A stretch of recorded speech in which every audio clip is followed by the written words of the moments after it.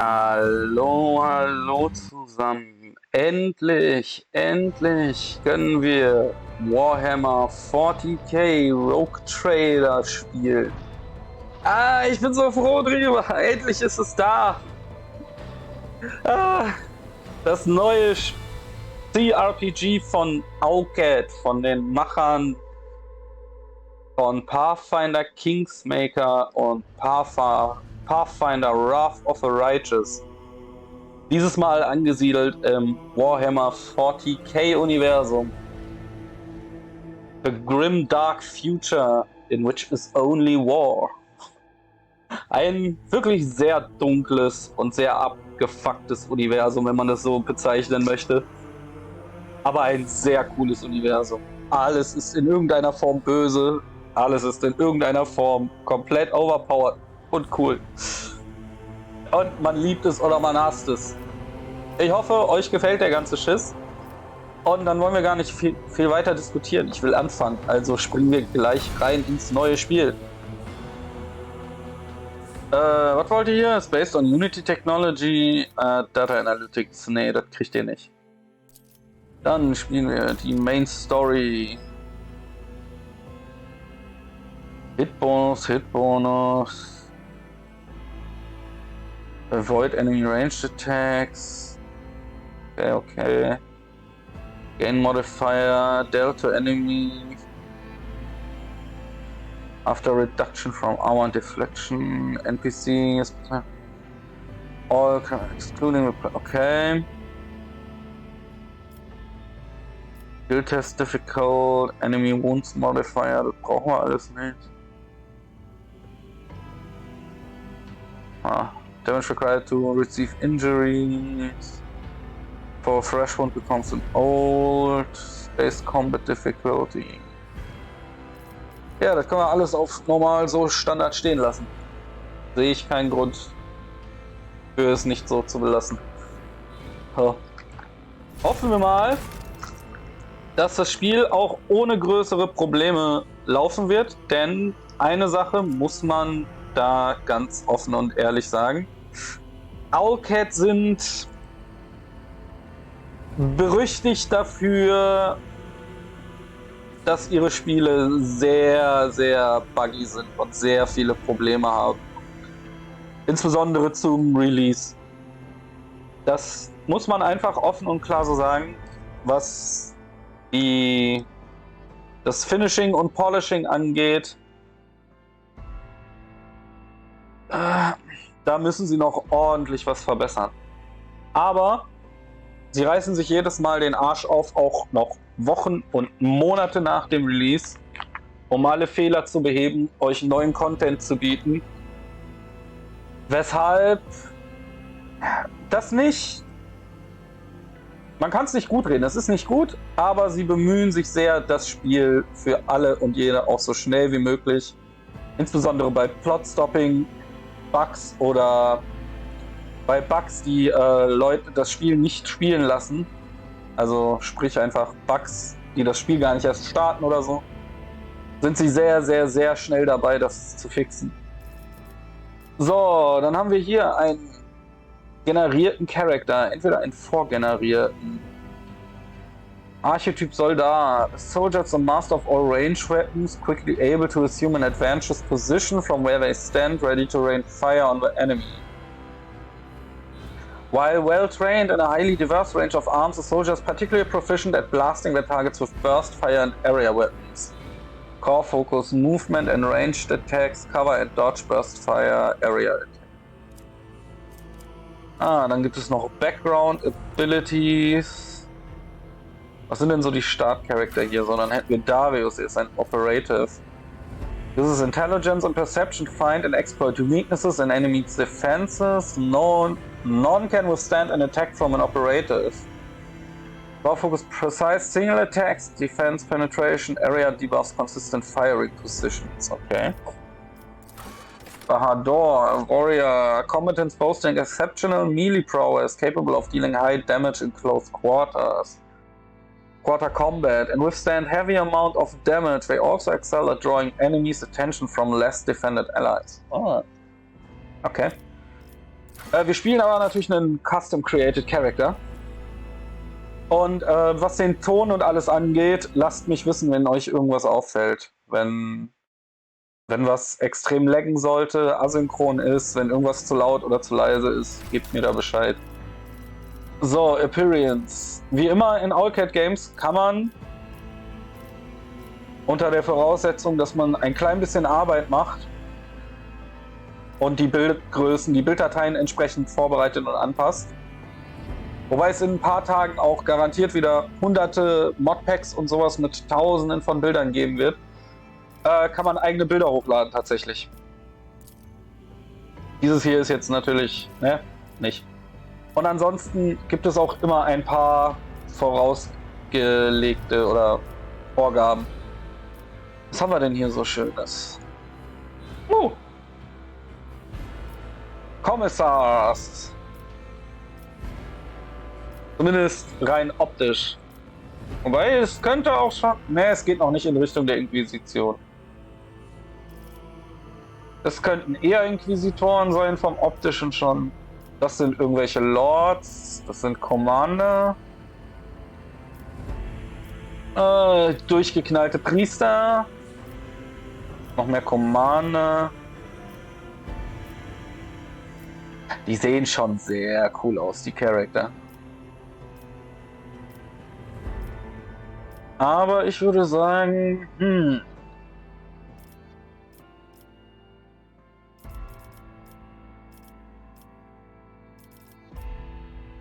ich tendiere zu ihm oder ihm. Let's see.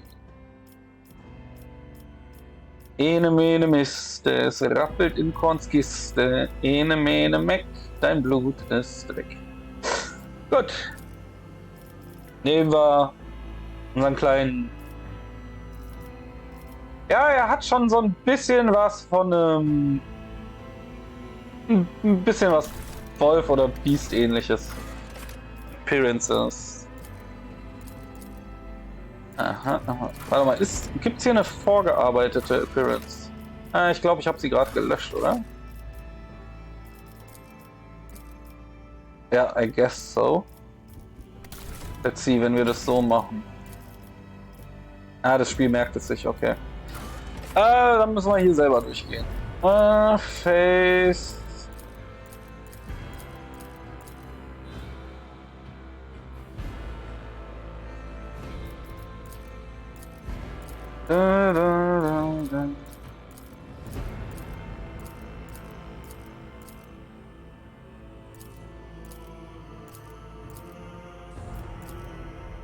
Das sieht doch aus wie ein Bastard, der dir richtig aufs Maul gibt. Oh, Skin Tone. Na.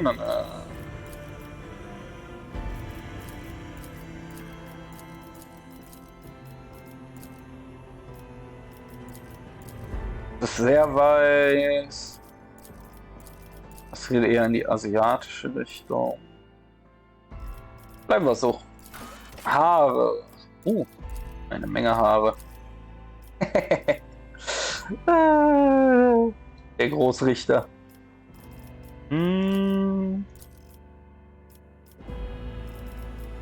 Prinzipiell bin ich immer ein Sucker für lange Haare. Aber passend zum Bild nehmen wir doch. Was haben wir denn hier so an Haarfarben? Red, White, Silver, ähnlich. Gräulich. Blond. Ich bin für schwarz. Augenbrauen. Groß, wild und buschig. Was haben wir denn so? Das ist mir zu fein, um es mal so auszudrücken. Die sind doch ganz gut. Augenbrauenfarben auch so. Ein Bart.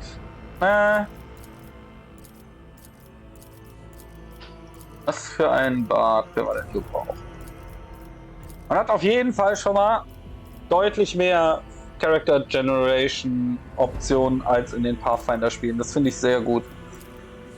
Denn in den Pathfinder-Games war es im Endeffekt so, dass tatsächlich, ja, sobald ihr 3 oder 4 Charakter erstellt habt, sahen die alle gleich aus.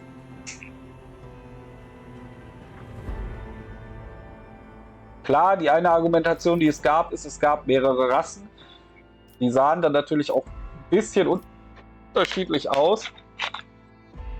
Aber in den meisten Fällen hat sich das dann so geäußert, dass die Zugriff auf ein paar andere Hautfarben, also wirklich so exotische Hautfarben hatten, wie grün, blau oder rot oder so. Also Dinge, die Hautfarben, die ein Mensch einfach nicht hat. Und dass sie irgendeine Form von Hörnern auf dem Kopf hatten oder ein Geweih oder sowas. Und da dann oftmals auch je Rasse auch nur 1 oder 2 Auswahlpunkte. Oh. Diese Backenbärte sind nicht meins. Das ist ein bisschen zu viel Vollbart.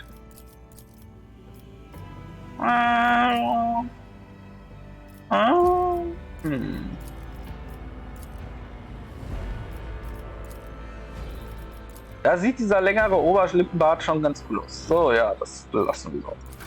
Tattoos. Scars. Gehen wir mal von 1 an durch. Nee. Die Squall-Gedächtnis-Narbe.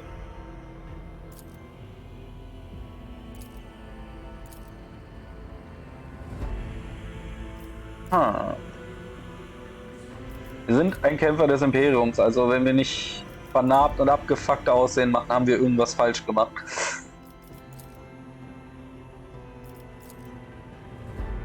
Ja, ich bin so ein Sucker für so Klauennarben einfach. Ich kann mir da nicht helfen. So, Tattoos. Kann man nur ein Tattoo auswählen? Ja, sieht so aus. Klassische, die Imperiumssiegel. Das ist auf dem Kopf. Das ist ein Totenkopf, was auch schon nicht schlecht ist. Es wird ein Tattoo sein, was man auf Dauer nicht sieht. Auf der anderen Seite reicht es ja zu wissen, dass es da ist. Oh, wir können in der Tat...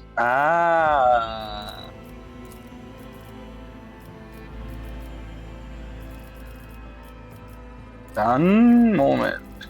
Geht das so? Für Frieden und Toleranz, Nabend Omikron. Ich glaube, das wird hier... Das ist das falsche Spiel, um für Frieden und Toleranz zu predigen. Sehr gut, sehr gut. Finde ich gut. Das sieht doch schon fast verdächtig nach Chaos aus.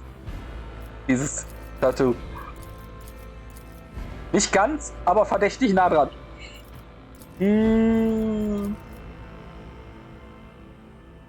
Gold tätowierte Arme können wir doch auch immer gebrauchen, oder? Aber vielleicht eher... Ja, mit den schönen Tattoos. Ja, so ist doch gut. Ja, es ist... dieses Symbol hier, ne, das sieht verdächtig schwer nach Chaos aus. In der Tat. Ich würde jetzt nicht sagen, dass es krass Chaos ist, aber es ist schon nah dran. Welche Farben haben wir denn hier so? Das ist Sinj. Nee, nicht ganz. Wie du sagst, der Chaosstern ist so zackig eher. Aber es ist sehr, sehr nah dran. So, das sieht doch schon fast nach Sinj aus. Das sind die Slanesh-Farben. Das hier schreit förmlich nach Nörgel. Und das ist das Blutrot von Korn. Ja, ne? Wenn schon, denn schon. Das hier wird der Chaos Run der Chaos Runs. Also folgen wir allen Chaosgöttern. Oder wir tun zumindest so.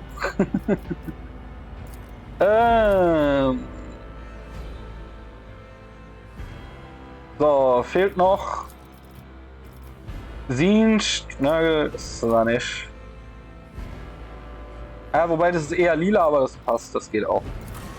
Augmentations. Was haben wir denn da so? Irgendwas, was einem direkt ins Gesicht springt? Nee. Was ist das? Ach, das ist oben am Kopf, okay. Das ist alles so am Kopf. Hey, unser Kopf ist, glaube ich, nur... Ja, unser Kopf ist nur vernarbt. Augmentations 2. Achso, man könnte 2 kombinieren. Schade, keine Augmentations für den restlichen Körper. Voice. I'll bring glory to my bloodline. Look upon for the Emperor. Oh, the Emperor. The best defense is a good offense.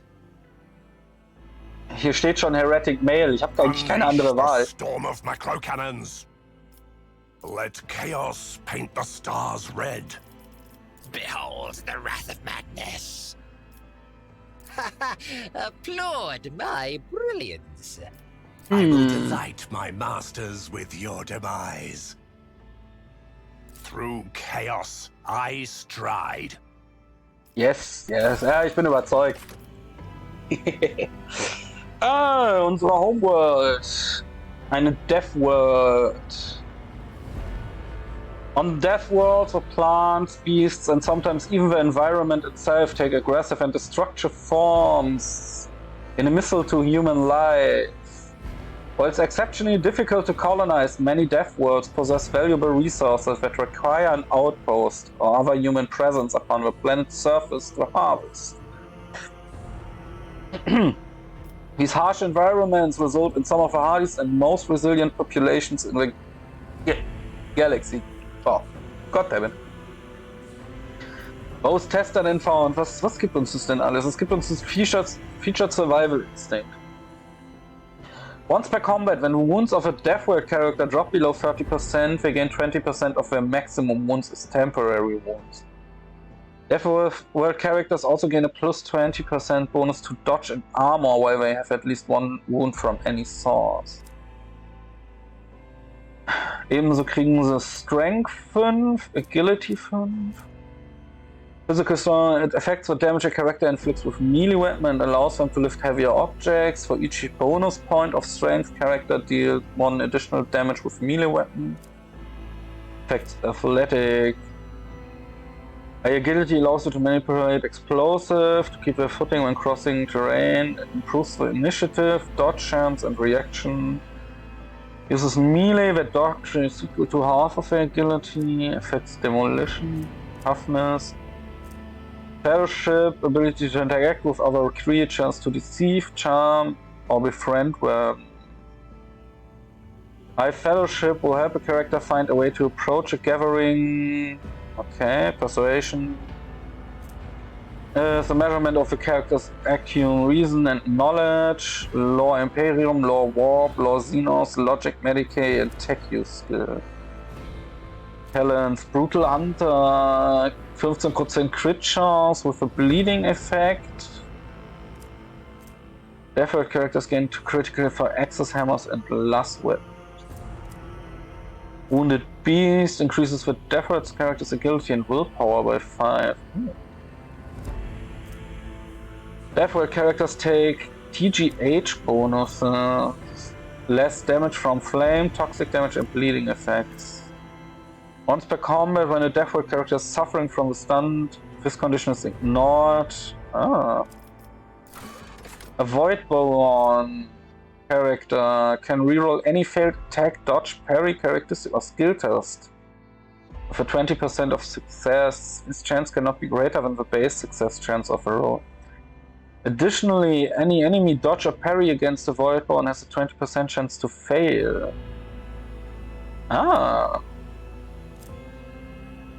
Kriegen aber tatsächlich nicht so viele Modifier dazu, ne? Willpower, Intelligence, Strength. Ah, die verlieren dafür aber auch nur einen Punkt. Hive World, Strength and Numbers, gain +1 plus Fell bonus durch 2 Resolve if they had 3 or more creatures in a 3-style radius. Resolve with no creatures around, okay. Camaraderie, Hive Worlds can pass willpower using their fellowship. Hive World character has melee superiority against the enemy.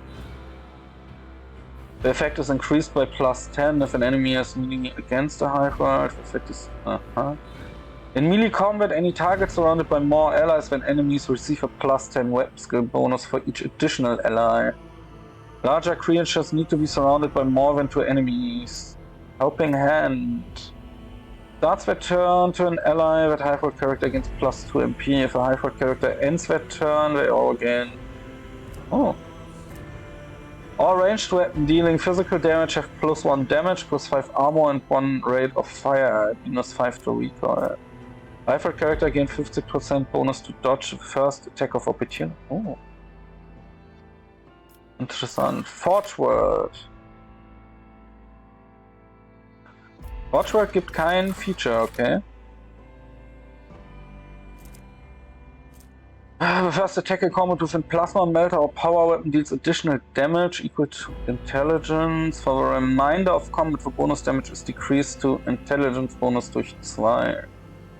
Aha. Quasi ein One-Shot-Build, I guess. Forge World character gain toughness bonus deflection against the burning effect. Character gain a stacking 10% bonus to hit chance and dodge against any target they hit with a single target attack. Successful crit hits from single attacks increase the hit chance and dodge by 20. While wearing heavy armor, Forge World character gain 1 MP, 1 deflection and cannot fall prone. Forge World characters can use persuasion, corrosion and commerce based on intelligence instead of fellowship. Oh.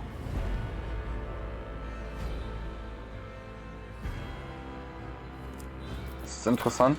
Imperial, humanity's finest. Imperial world characters can select any characteristic except for weapon skill or ballistic skill and add a 10 of +10 bonus. Ah, die kriegen aber keine. Okay, die kriegen keine Charakteristikveränderung. Ready to serve. When an Imperial world character is affected by an ally's non-damaging ability or affects an ally with such an ability, their resolve is increased by fellowship bonus durch 2. Better to die for the Emperor. While under 30% wounds, Imperial character gain a +10 to all characteristics and +2 to resolve. No Heresy. Imperial world character gain 10% crit and 10% armor against Xenos and Demonic. The allies gain half a bonus of no Heresy. However, Imperial world characters Law Xenos and Law Warp are always 0. Doing my part. If no other character in the current party has the same archetype as this character, the first use of any ability from this archetype costs -1 AP. Stronger together, all allies, excluding Xenos in the current party, gain +5 to the same characteristic. As was chosen from humanity's finest.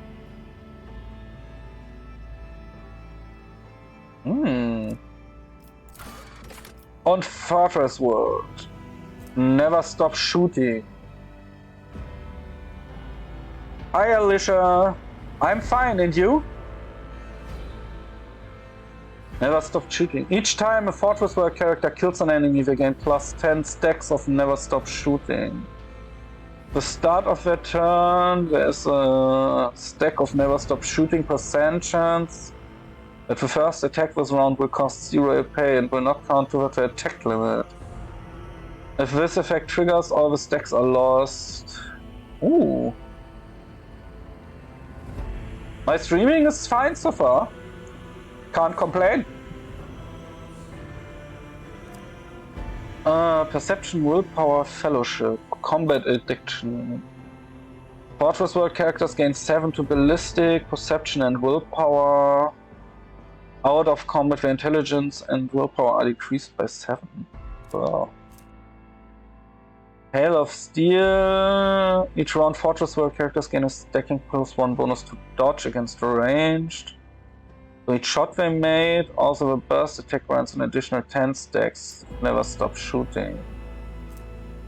Rare magazines in combat cost 0. Reloading grants an additional 10 stacks.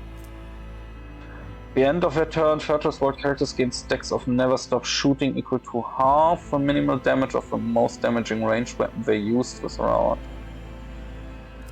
Never Stop Bleeding. When all stacks of Never Stop Shooting should be lost, they become BP. Diverse 2 number of stacks instead.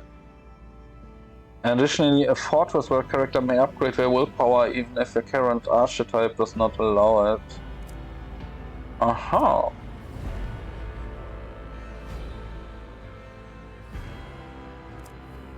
Interesting.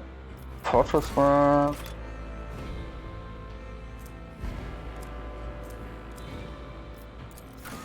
I guess I start. Ich denke mal, ich stand der imperialen Welt. Das scheint so der All-Around-Character zu sein. Humanity's finest strength, toughness, intelligence, perception, willpower, fellowship.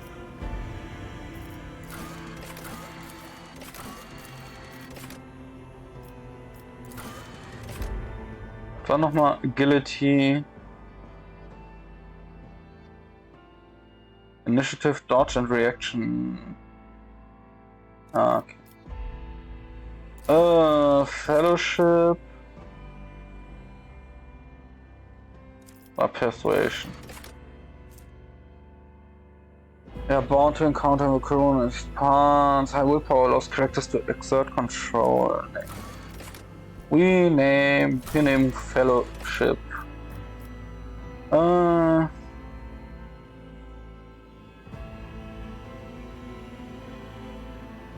Nope. Nope. Nope.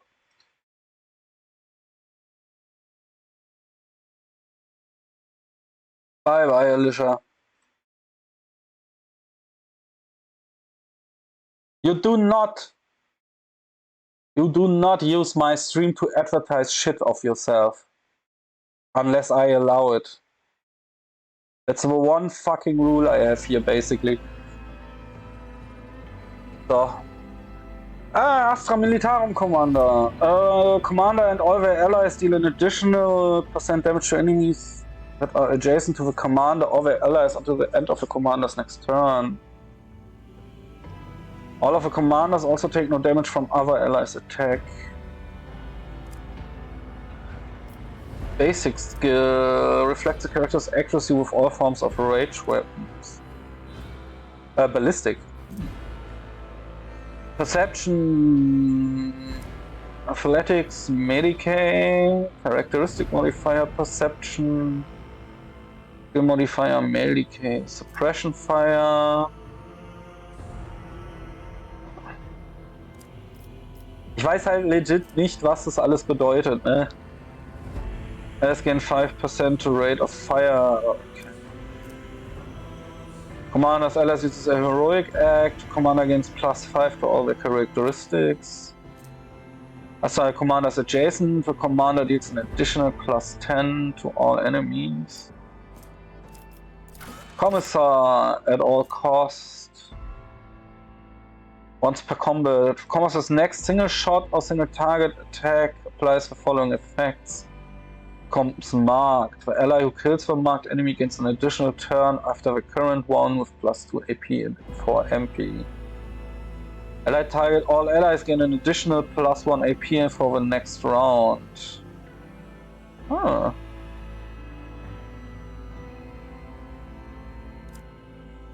Weapon skill, fellowship, coercion, athletics, crime lord. The start of combat, the Freihändler gains int bonus stacks of the surefire plan effect. Activation of this ability consumes 1 stacks and makes the next action stronger. If the Freihändler attacks, will deal 10 plus perception more bonus damage. Moves, they gain dodge and parry, sondern non-damage. Okay, interessant. Perception, awareness, weapon skill. Close combat, okay. Ministeriumspriester. Aber Priester will ich nicht sein. Navy Officer. Brace for Impact. Reflection for each archetype. Nee, ein Noble, you serve me. Assigns 1 ally who will become the servant. Anytime the noble's abilities affect the servant gains 5 to all characteristics. Anytime the servant attacks the target that the noble dealt damage to last turn, the servant gains plus 10 plus noble's foe bonus and % critical hit chance. Und der Sanctioned Psyker have reduced chance to trigger psychic phenomena. This character is a psycho, I'll be quite the weak one. Toughness, willpower, corrose, lore warp. Willpower, lore warp, abilities, talents. We go for the warp. So, also wir gehen auch den Sanctioned Wipe. Sanctioned Psyker, I guess. Willpower ability of hovers over warp.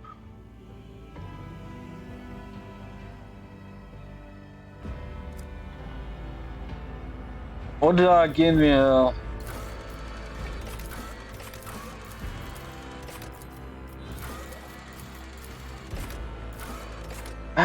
Noble spricht mich auch an, muss ich sagen. Aber ich gehe den Psyker-Weg. Vielleicht können wir ja Dämonen beschwören.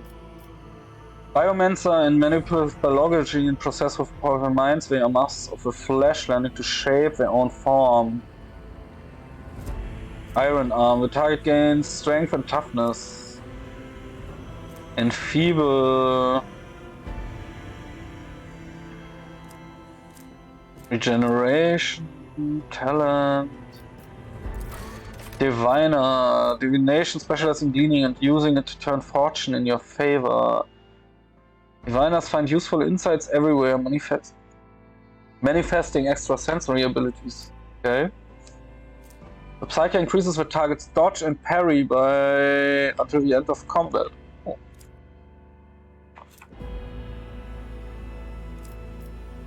Pyromancer, the Master of Flame, who's able to create searing infernos. One of the most spectral and destructive forms of psychic, and those who face the Pyromancer in combat are often reduced to naught by the pile of charred bones. Xantic. Circle, gain a 1 Psy rating resolve. Until the end of combat, every additional stack of this effect increases the resolve bonus by 2, okay. Constantly phase sanctioned powers are used by Pious Psychers to protect allies and smite heretics. Telepaths are Psychers who mentally analyze and continue controlling the minds. With a single thought, the telepath can tear away his foe's sanity. Induce states of numbering terror, also mold the actions as if they saw. Okay. Deals. Psyker will put high rating damage to the target, okay.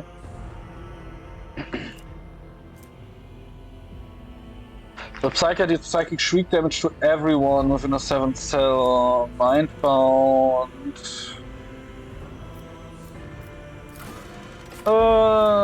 Target suffers from 1 plus 5 times Psy rating. To Psyker's VP bonus plus 5 times Psy rating. Damage against the Word-Born effect. 5% armor penetration.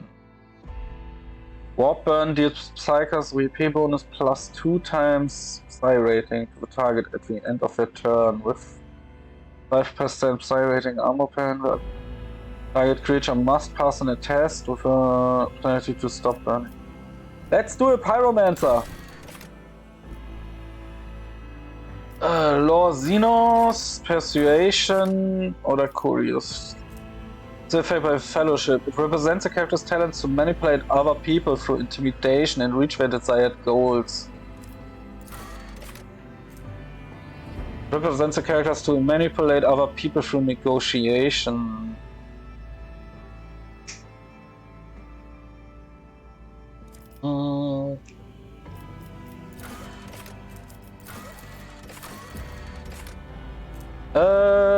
Wir sind fürs Chaos. Brutalität steht da auf der Tagesordnung. Logic -5, Awareness -5, Lore War.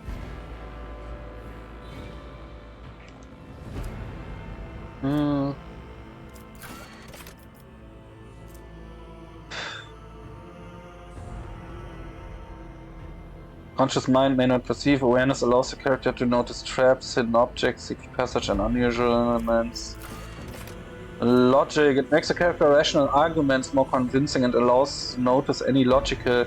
Wir sind nicht logisch. Wir sind komplett powerbound. Archetypen. Aha.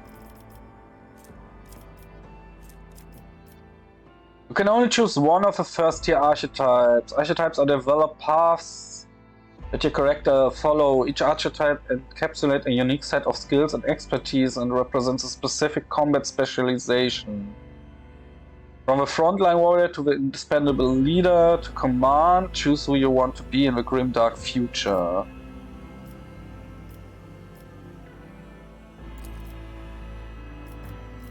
That's the soldier, rank 1.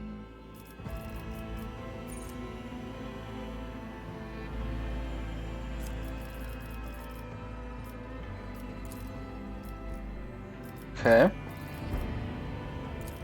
Das ist ein of all ranged weapons, quickly be able core focus, movement in ranged cover and dodge, burst fire, area attacks. Single attacks, defense penetration, consistent firing follows the left. It's one enemy, the target immediately gains +1 intelligence. Extra turns, single target buff, rescuing allies, momentum.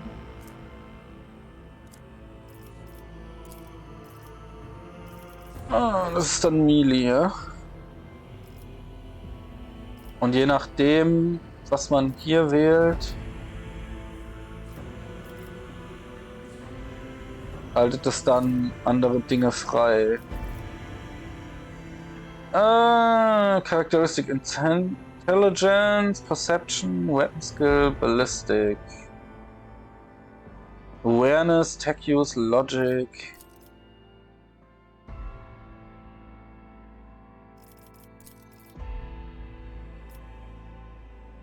Toughness, Weapon Skill, Ballistic. Eieiei. Ui, Gott, der ist er. Oh, ist ja mal gut hier. Ui, ui.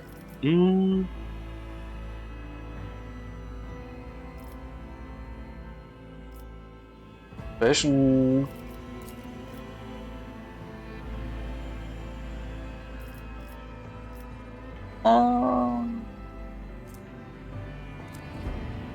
Ich denke, wir spielen einen Operative. So. Können wir auch noch 30 Skill Points verteilen. Nice.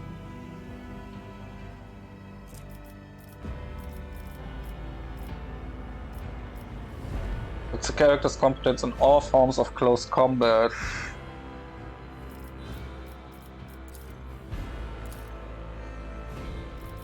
Da kommen wir auch maximal 2 Punkte rein dann. Okay. Ballistic Skill, Range Weapon, Strength, Toughness. Skill, reason and knowledge, law Imperium, law war, protect you skill. Presents characters to interact with other creatures. Dann nehmen wir auch 2 Points.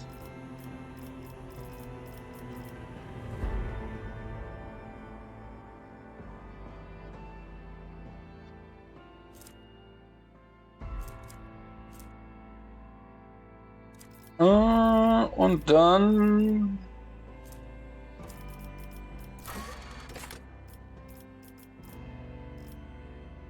Perception is really only perception, huh? How physically strong with melee weapons to lift for each bonus doing strength. As well as how easily they can resist toxins.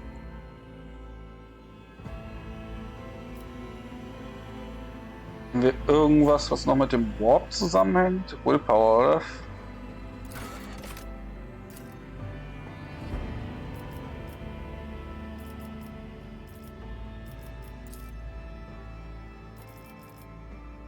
Dann... Ich schätze mal, das sind Prozentchancen, hä? 30%, 40, 55. Oh, das sieht doch ganz gut aus.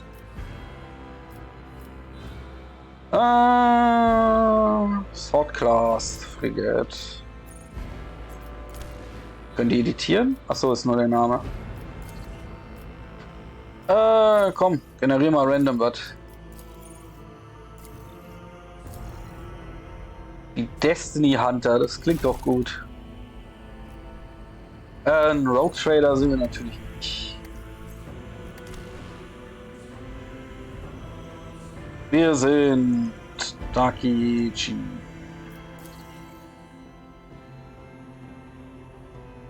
Ballistic 40. Imperial World. Fellowship. Psyker. Ja, Logic hat ein bisschen was abgekriegt, aber rein da! Charaktererstellung, dann!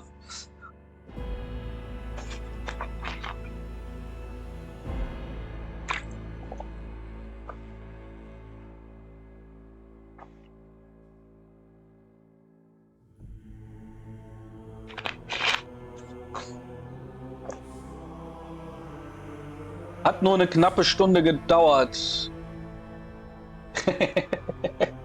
Aber wobei nicht ganz, 45 Minuten.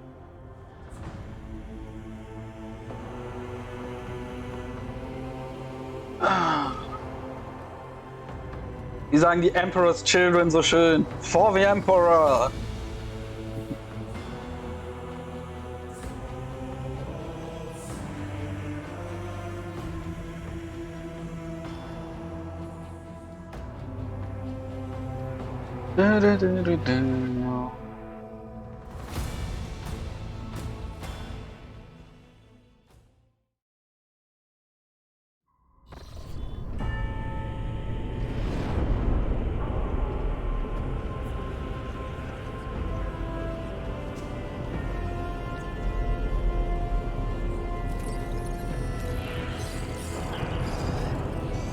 Servitoren oder die Servoschädel.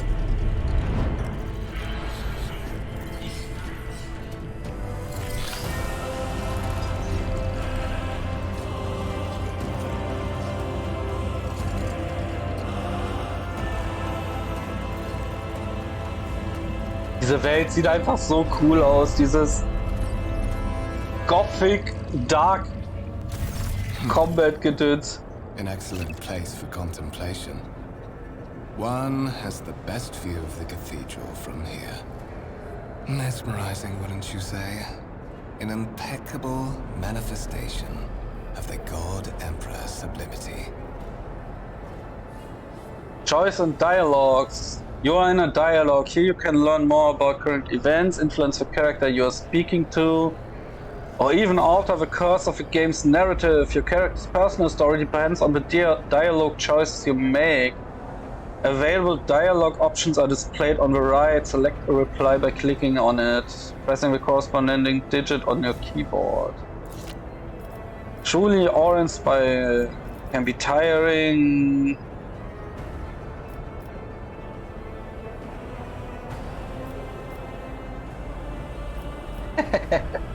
Hier gibt's ein paar Optionen. All this ostentatious luxury, this laughable pretense. It is enough to make one think that the architects meant to compensate rather than glorify. Have we met? Do you have a particular reason for disturbing me?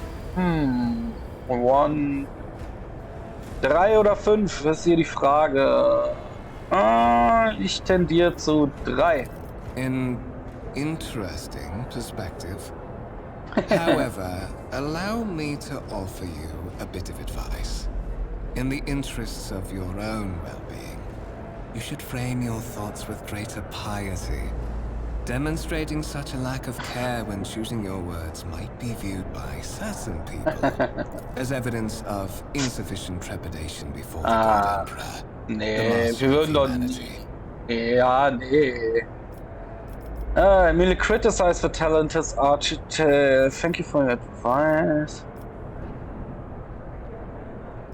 I do not show deference for things I do not believe in myself. You seem to attach much importance to words. Well, I have the fondness for names. I have yet to hear yours. I do not show deference for things I do not believe in myself. Your position won't protect you for long if you continue making such pronouncements. Ist Know das that so, a ja? fate far more compelling and eventful awaits you than being executed as a heretic. Continue. Allow me to introduce myself. Conrad Voigtwehr, Master of Whispers, in the employ of Her Ladyship Rogue Trader Theodora von Valencias, at your service. I haven't had the pleasure of speaking with you in person before. Und du wirst sie auch nie wieder haben wahrscheinlich. You can hover your cursor over highlighted words to learn more about them. Words are highlighted when they first appear in a text. Scroll up the dialogues to see the desired highlights. Of God Emperor, the Emperor of mankind. The guide, the ruler, and the higher power to which humanity offers their prayers for aid and deliverance. Most would be driven mad with despair if they knew the truth.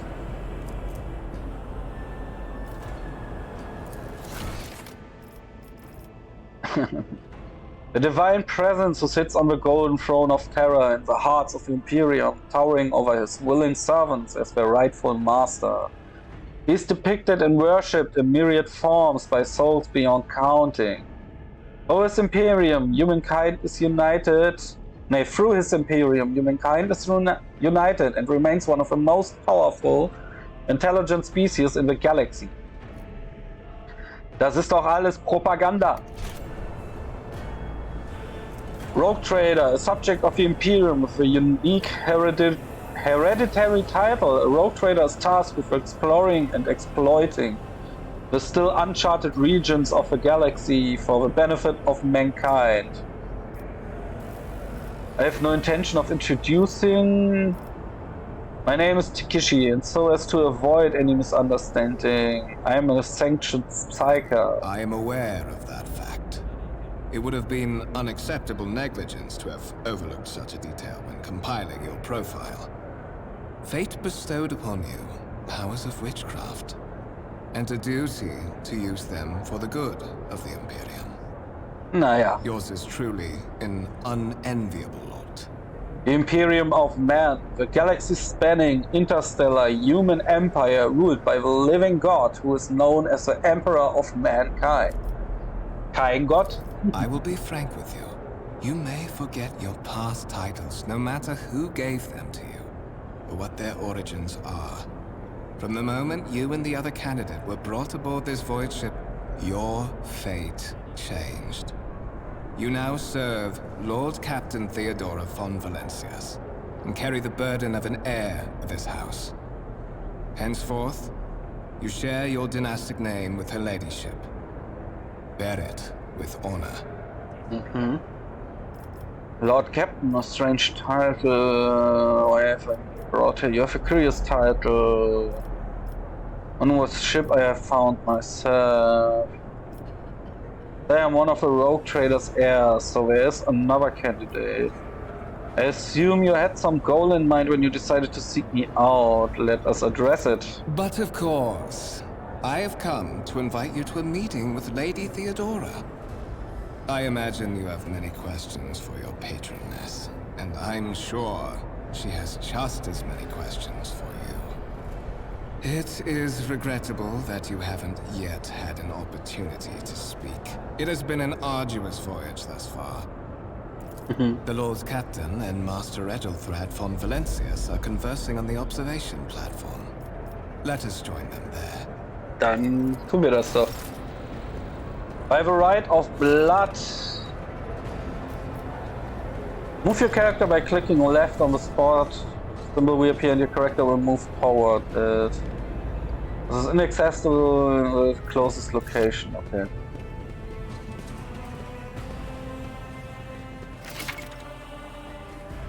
Some objects in the game can be interacted with in a special way. They are marked with specific icons. Some icons allow you to study objects, others will transfer the character to neighboring locations or launch a small event. These icons become visible when your character is standing close enough to the object. Oi, oi, oi. Click on the icon to perform the associated action. Some interactive objects, such as doors, are not always marked, but the cursor changes when you hover over them. Hover your cursor over the object. If the cursor changes, the object is interactable. Hold tab to object. Tough. Technomat. So here. A massive conference table. Embrace true power. Show data on the vid screen.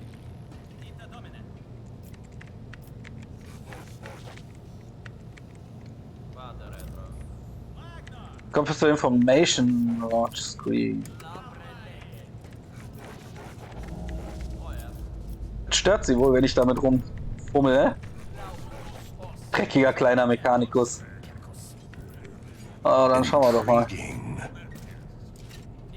Door, Konrad Volk, Servitor, Noble Guest. A candlelit altar with a copy of the 2348 volume of the Lex Imperialis, the Codex of the Sacred Laws. Ja, das müssen wir tatsächlich nicht auswendig kennen.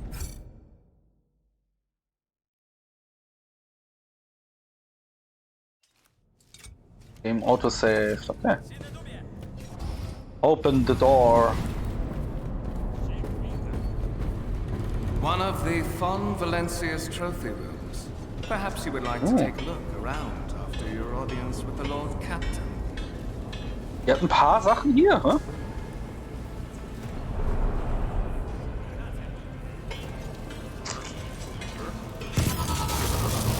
What's happening? Oi. Run! The servitors have gone berserk! Das ist aber nicht normal, oder? Ich erinnere mich nicht, oder? Doch, ich glaube, das passiert regelmäßig. Blood and mayhem shall be our anthem. To survive in the grim darkness of the far future, you will have to face enemies of all kinds and fight for your lives. These hints and tutorials will familiarize you with this combat system of Warhammer 40k Rogue Trader. Click the button at the top screen to start the battle. Kann ich positionieren oder so? Nee, anscheinend nicht.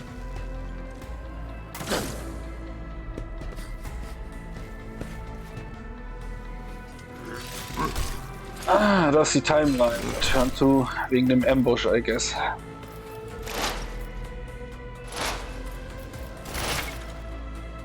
All battles in the game are turn-based and take place on a grid. On their turn, a character can move, attack, and use their abilities. Select a cell within the highlighted area and double-click on to move to the character. Movement points determine how far a character can move. 1 MP corresponds to 1 cell on the battlefield. Moving diagonally is more costly. Every second cell uses 2. At the beginning of each turn, movement points are restored. Note that one character starts moving cannot be cancelled later.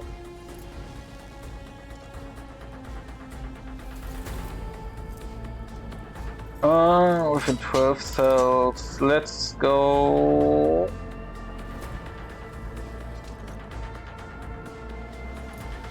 Through Lass uns chaos, mal hier I hingehen. stride.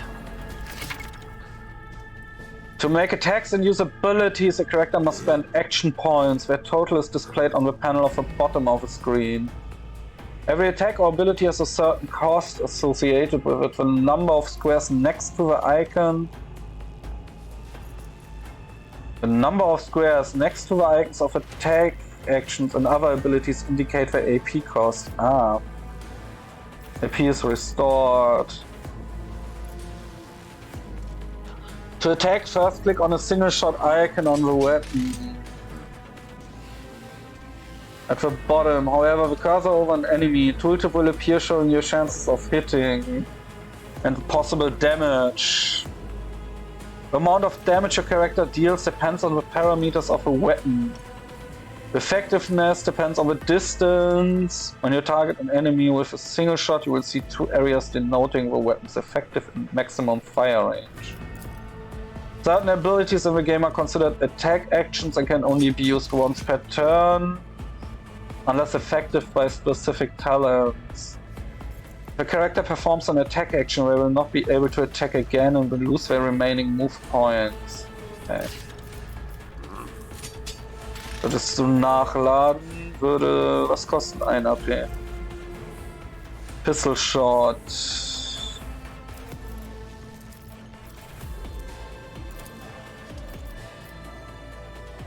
%, 14 bis 20 Damage.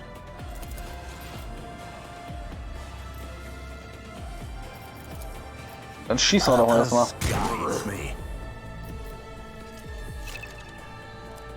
Other actions and ending. When you're ready to end your turn, press space or click the end turn button on the bottom right.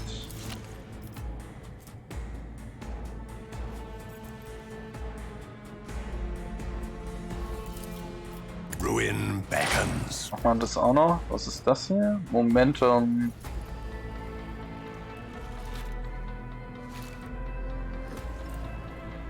Okay, das wird später wahrscheinlich dann noch erklärt. Das wird wahrscheinlich auch Wildly Grace.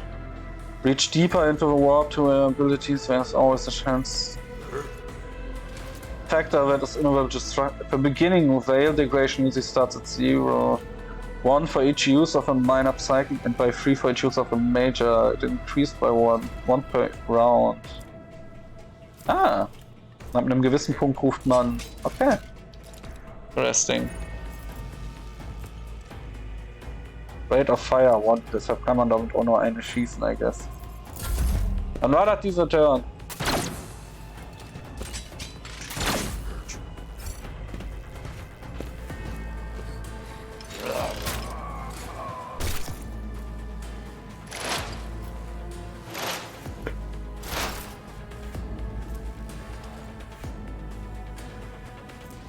Wounds are a measurement of how much punishment a character can take. Every character has a specific number of wounds. A character can often increase their wounds by spending points and improving their characteristic. Okay. Exploit. At the start of each turn, the operative inflicts 1 stack of the exploit effect. The operative hits a target with an exploit stack. The attack deals plus 5 times precision bonus % more damage. By 10% for each exploit on the target.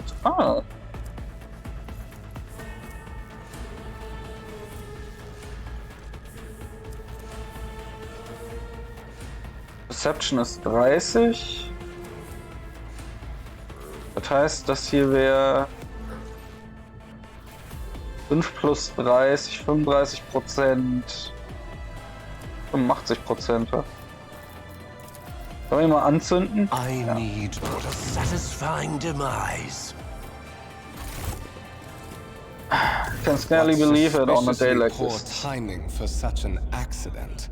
Servitors malfunction on the officer's deck at exactly the same moment when the rogue trader and her heirs are gathered here.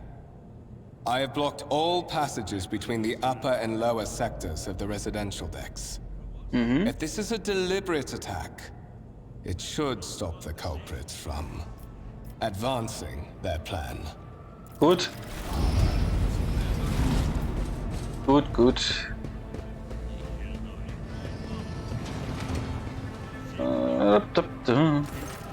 I'm afraid I must remain here. For Lady Theodora's safety, I have to oversee the execution of these orders personally. I hope you will have no difficulty reaching the observation. Okay. Am Ende des Korridors.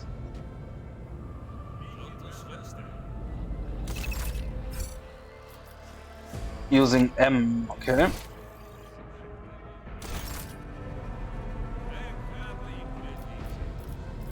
Servant. Damit kriegen wir im Endeffekt nur Infos so far.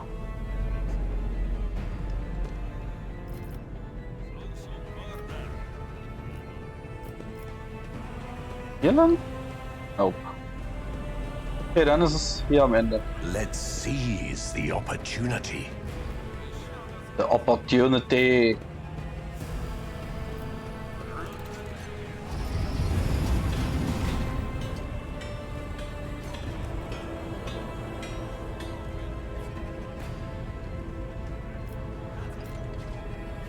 Es ist ein Riesenschiff. So viel kann man schon mal sagen.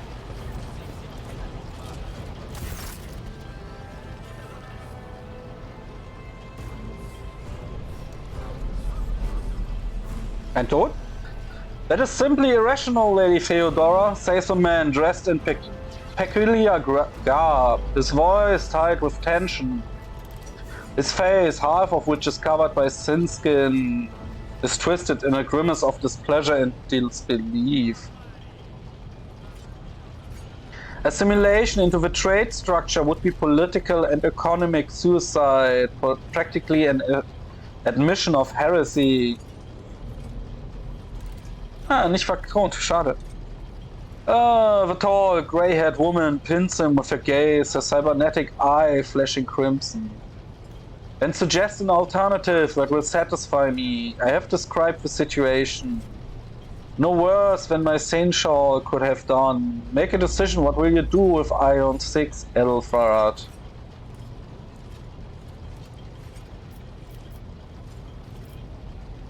Listen in silence. While you are considering your answer, Edelfard, I wish to speak with someone else. Perhaps I shall hear something more interesting than incoherent mumbling. Approach. What is this? Is this someone from your retinue, Theodora? Do you permit your people to interrupt your conversations in such a fashion? I give this permission to those with something of substance to say. Let us see if it was worth. This is Takeshi, the second candidate for the title of my successor. Step forward. Your character's skill reflect their knowledge and capabilities. Some dialogues automatically initiate passive skill tests. If such a test succeeds, new information will be revealed or a hidden dialogue option unlocked. If your character is traveling with allies, a party member with the highest score is selected for each test. Okay. Consider this hypothetical situation. Ion 6, a new world on the fringes of the Coronus expanse. High seismic activity, regular magma eruptions, metamorphic rock depositions. Prospect for large-scale mining. The world is populated by natives who worship some heretical underworld spirits. that protect those who offer them sacrifices. Flights of fancy, you might say. But attempts to install ore extractors have failed for the second time. The mining crew sent to the planet's surface simply vanished overnight. My question to you is, what would you do with this poisoned treasure?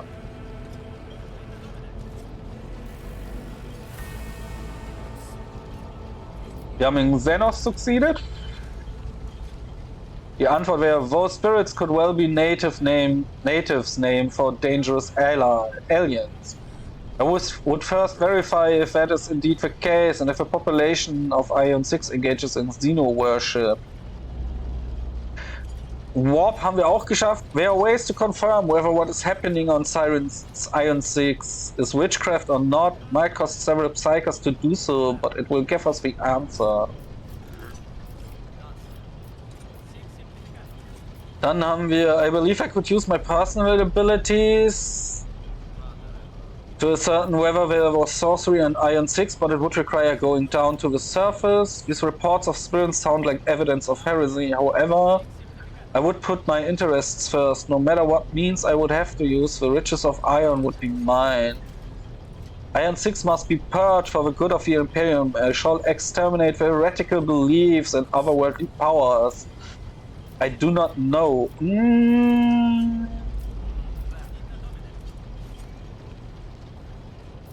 Wir nehmen die Warp-Antwort. Theodora smirks.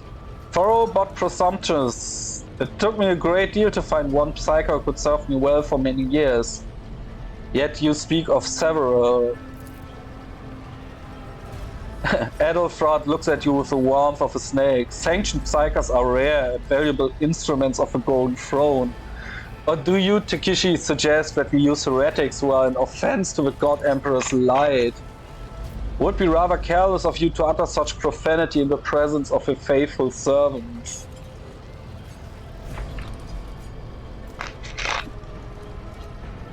I gave a straight answer to a simple question, which as I understand was still more than you could do, Adelfrod. We are both servants of the God Emperor and Lady Theodora. Does it become any one of our statutes to engage in petty feuds? I find your tone most disagreeable. You will kindly alter the manner in which you address me, or else you will live to regret the consequences.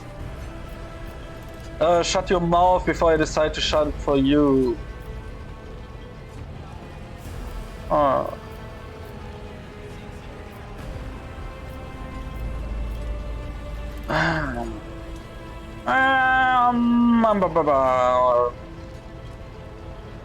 find your tone most disagreeable.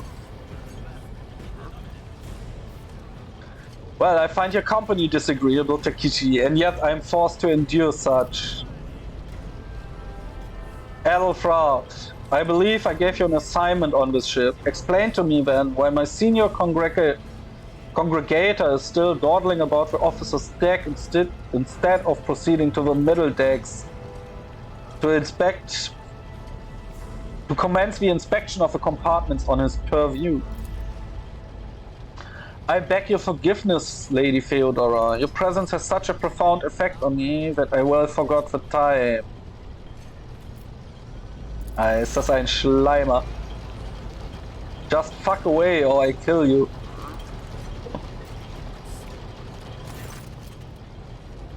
So Takeshi, why are you here? Was I not you who sent for me? There are questions that I wish to have answered. I do not know yet. I hope you will clarify that. Theodora smiles. Really? Really? Really? What the fuck is really? Clarity, a luxury that few of us can afford. There's a reason why I did not explain all the details of the question I posed to you earlier. Beyond the borders of the Imperium, seldom is one granted an opportunity to enjoy information in abundance. This, however, is one such opportunity. My name is Theodora von Valancius Massimo F. Scaros. I am a rogue trader in the service of the God Emperor of humanity. And my rights and freedoms are vindicated by a most sacred relic, the warrant of trade kept aboard this very vessel. The sacred relic document that affirms the preeminent rights of a rogue trader throughout the galaxy. Mine is the honor to venture into the darkness beyond the Imperium and carry humanity's light where powers wicked and heretical reign and both death and ruin to us all.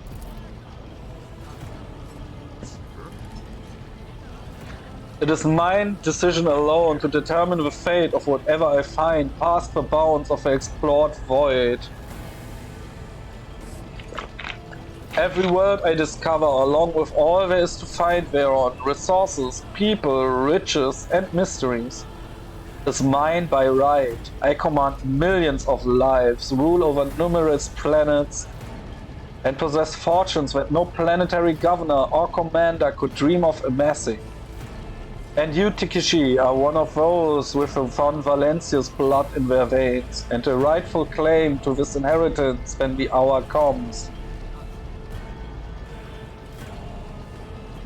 One of, does this mean there are other heirs? Naturally, some have yet to arrive on board, but we have had the pleasure of meeting one of them. Edelfraud may be somewhat disconcerted by the scale of the responsibilities that may potentially fall upon his shoulders. However, I have a good feeling about him as a candidate. Blood right alone is not enough to earn the honor of becoming the bearer of a warrant of trade. Nonetheless, your abilities and talents may yet prove useful, if not for the role of Lord Captain, then for that of their closest ally. Theodora sighs and looks away pensively for a brief moment. Alas, even those responsibilities can at times be too challenging for those who share your blood. Kunrad served me for many years before he made his mistake. If you're satisfied with Edelfraud, then what sense is there in having this conversation? Thank you for clarifying. May I ask my questions now?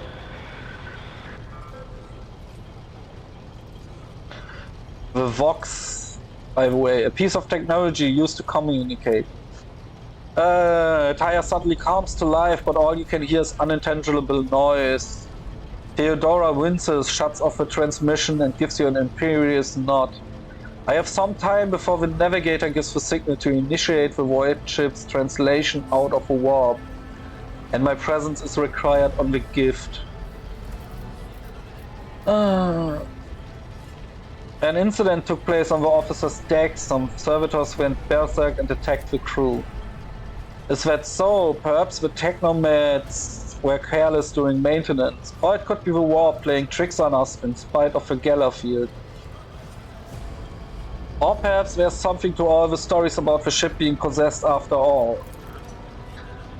Lady Theodora, for the God Emperor's sake, surely you do not intend to start repeating idle rumors spread about by uneducated riffraff. Enough, Albert, such hearsay amuses me. Idira eagerly retells me everything she learns from the whispers of her unseen advisors. This ship is thousands of years old. It has enough hidden knocks, malfunction conjugators, any type of digital computer, and unused compartments to make ignorant folk speak of specters dwelling inside the bulkheads and plotting against those who yet live.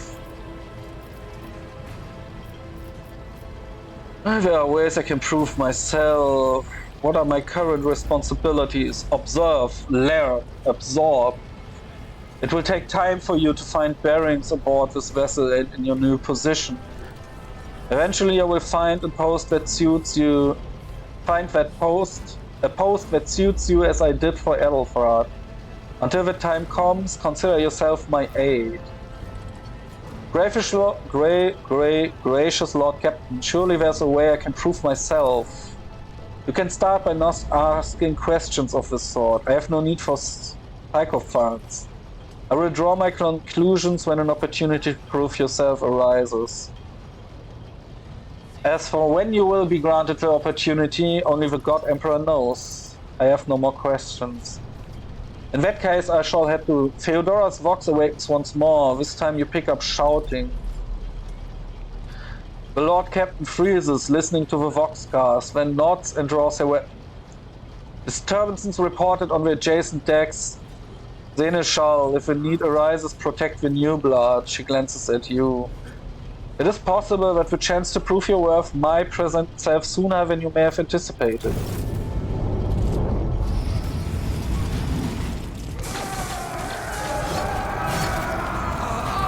House Worshipper?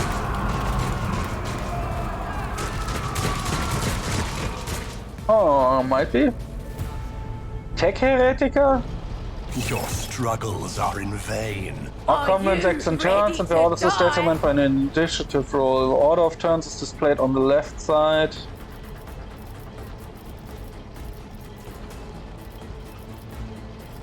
Okay.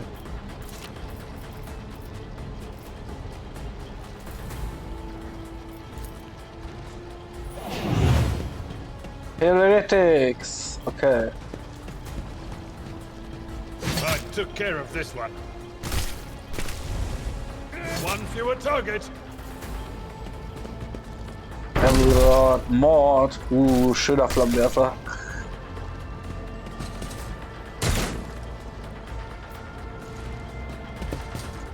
I've suffered worse.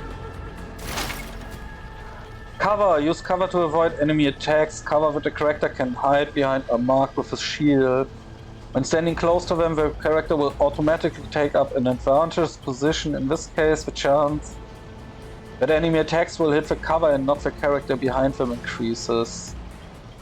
The character will not receive a bonus if attacked from a side not protected by the cover.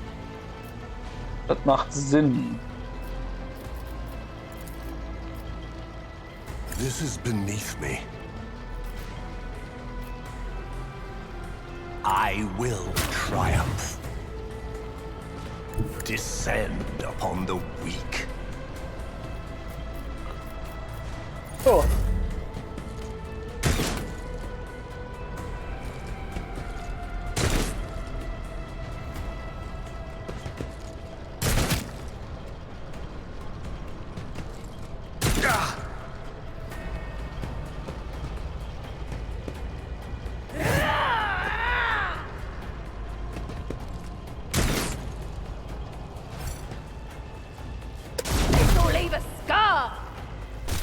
Die ballern einfach da Damage raus. Das ist nicht nett. Reduced to dust. I took care of this one. Viel ist nicht mehr da.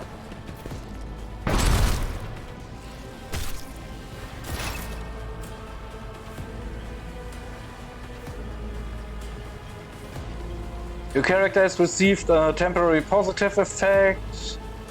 Such effects enhance your character's capabilities in combat. To learn more about the effect you have gained, hover your cursor over the effects icon. Plus 50 Ballistic Skill. Ah.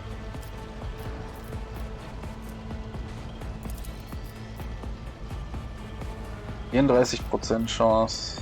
79. Purpose guides me. Ruin beckons.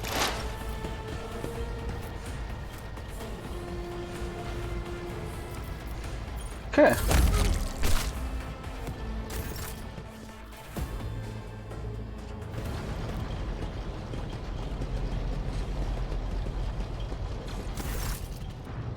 Mort, take a team with you and clear a path to the transport line. Do not let a single Hawthorne survive. The rogue trader turns her eyes to you. Didn't bat an eye when that scum burst onto the deck. Not bad. I have seen many an officer who panicked at the sight of combat on the upper decks. The false sense of security offered by their position makes them that much more vulnerable to the harsh reality of warp travel. She looks at the Vox in her hand. All you can hear is lifeless static. The incident with the rampaging servitors may be connected to what is transpiring now. Possibly, quite likely, We will investigate at a later time. Right now, we need to isolate the affected compartments and try to assess the situation. What are your orders? Mord has gone on ahead to clear path for us. If you want to make yourself useful, go after him. And see if the Arc Militant requires aid, and be quick about it.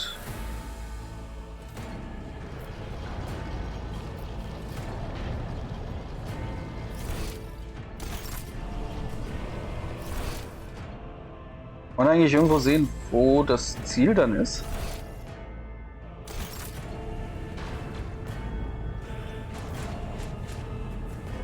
Guess not, oder?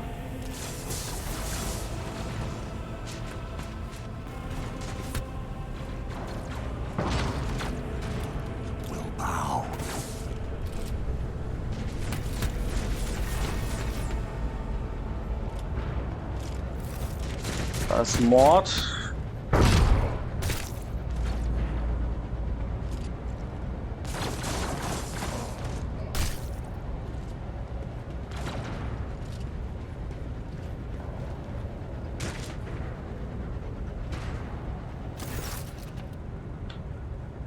Thank Providence, you are alive and well. Always on time, eh, Conrad? The moment we finish chasing the riffraff around the deck, you show up. Always just after the fighting's done. You can't set your chrono by it. Mord, pull yourself together. What did the Lord Captain send you to chivvy us along? We are all done here. I report right away.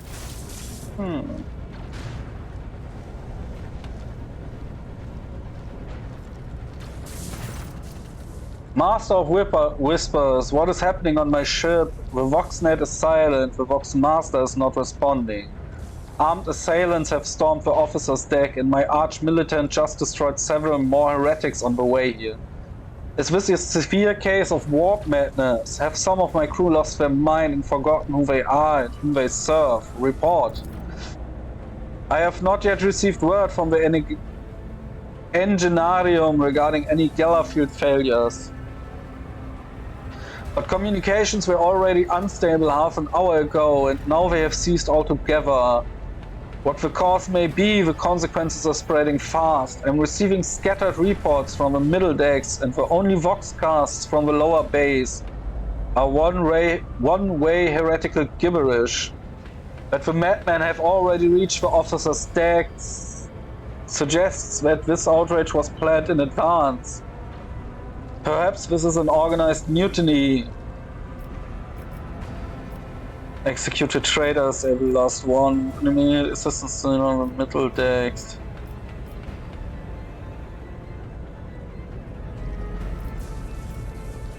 A mutiny against the Emperor's anointed. Execute the traitors. The blood must flow. First, we have to confirm that the bridge and the navigator's sanctum are secured. I have the means to do both things at once. Edelfrad, where is he? I must know if he is unharmed. A psyker aboard a ship that is potentially being assailed by the warp could pose a greater threat to himself and others than a whole army of madmen with improvised weapons. I tried to locate him, but the last thing known about his movement is that he arrived on transitional deck 18. Blasted, Master of Whispers, find Edelfrad immediately, Seneschal. Seneschal, locate Tlas and the Sister of Battle. Both are to remain at my side. Arch-militant with me. I must go to my study, and it appears that we might encounter heretics along the way. Takishi, if I may, Lord Captain, transitional deck 18 is at the heart of a disturbance. And if our goal is to bring Edelfrad back, I could use some support. After all, I'm not as adept at directly confronting enemies of the house as the esteemed arch-militant. And taking into consideration Edelfrad's psyker powers,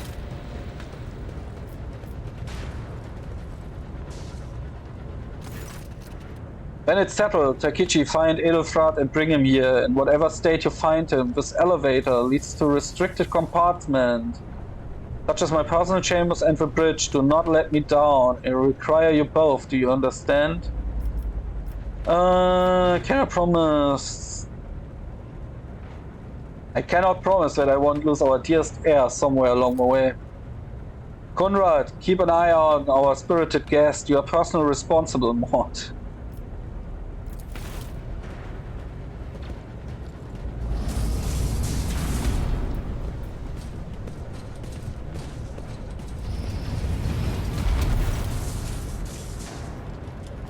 Weine nicht. Are you ready to head to 18? It is a long walk and you do not even have proper gear. I'm more important, you can go in front to shield me. You had better not fail me. Lord Cat made it clear that relying on you is fraught with risk. I see, you have quickly earned Lady Theodora's trust if she is already sharing her closely guarded secrets with you. But that is no longer relevant. With a pop and a sharp grapple, something hits you in the abdomen and you are consumed by unbearable gut-wrenching pain. Ein Verräter.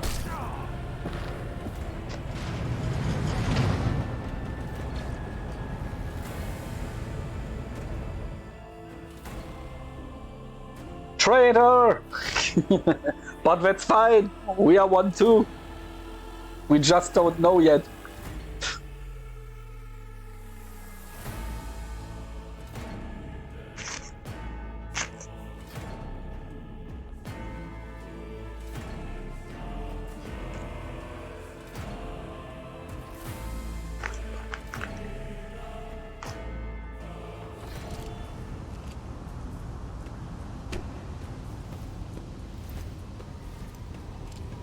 Careful, careful. Be gentle with our guest. He has an important mission to complete during our visit to the Warrant Chamber.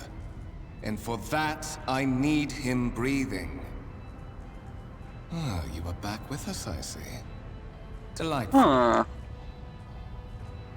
What is the meaning of this? You must have hit your head harder than I thought. No matter. Very little is required of you. Just your blood, which you can either share of your own volition, or I will spill it for you. Ah, werden sie. We are in the anteroom of the Warring Chamber, this void ship's most hallowed vault. There, beyond those gates, lies the relic that gives Theodora all of her power. The sacred Warrant of Trade. Only one obstacle remains on my path to obtaining it. The gates of the chamber are guarded by the Sentinel, an ancient device that will only open the door to a true heir of the dynasty. I expected to do this part myself, but never mind. You will offer your blood to the Sentinel. Why are you doing this? What is it, inbreed? Is your blood too thin for the Sentinel? Use your psychic powers. Will you let me join you? We can take the variant from Theodora together. Ah.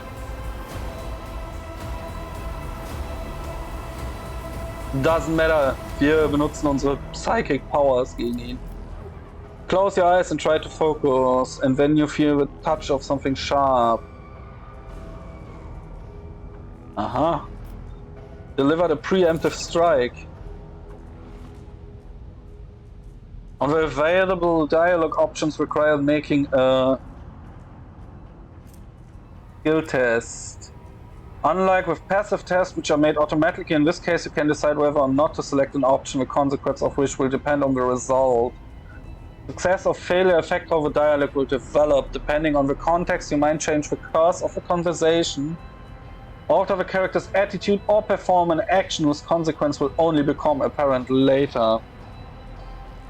Hover your cursor over the dialogue options. The number of that requires a test, and you will see a tooltip detailing your chance. The number after the skill names indicates the difficulty of the test. Okay. The blade flashes in the dim light and drops of blood appear on your palm. For a brief moment you feel nauseous. Your head is spinning, and the quiet whispers begin to flood your mind.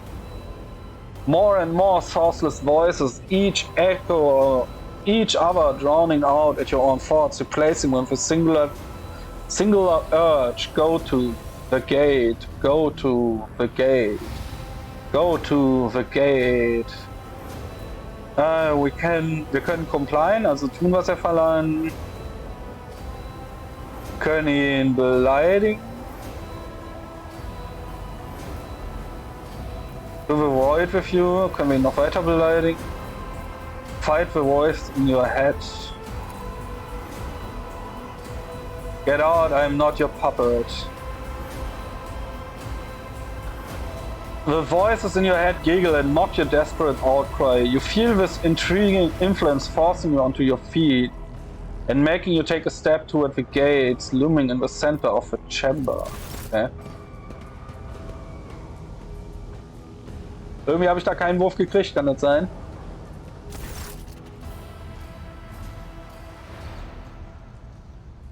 In the gateway arch, you see a cogitator with a human likeness built into the front panel. As you approach, the torso twitches slightly. This is a servitor, an obedient automaton created from a lobotomized human being. The sentinel turns its head to you, one of its eye sockets lighting up with two ember-like irises. Examine the device. Chance 75%.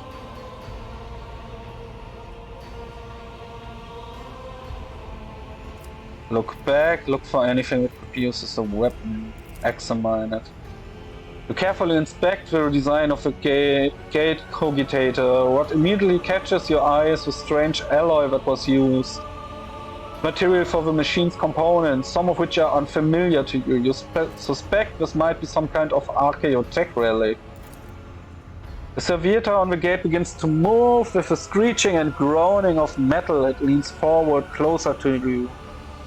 Its lower jaw opens with a drawn-out shriek, much wider than the jaw of a living human could. The servitor's mouth is filled with sharp metallic fangs that glint in the dim light. The vid screen to the right of you lights up, showing strings of mysterious symbols on green background. A whisper runs through your consciousness, insisting, demanding sacrifice. The voices that filled your head after Voigtwehr wounded you with his blade did not go away. On the contrary, the source coiled itself into a tight knot somewhere in the depths of your minds. Examine the sentinel. The servitor looks noticeably different from the ones you are used to.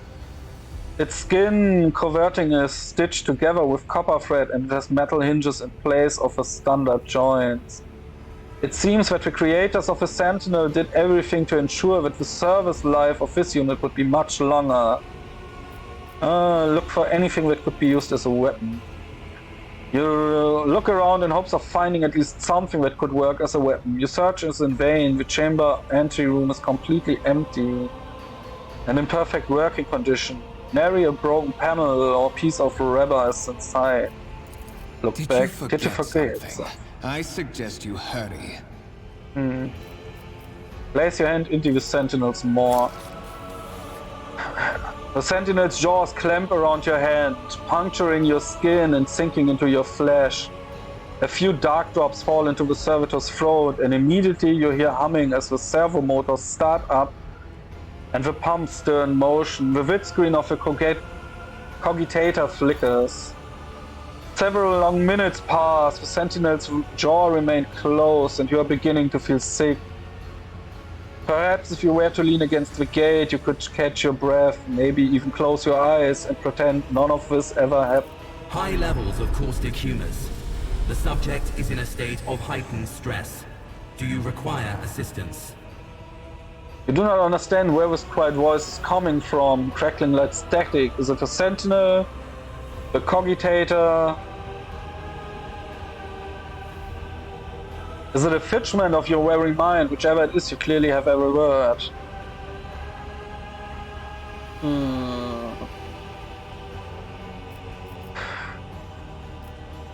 Yes, I do require assistance.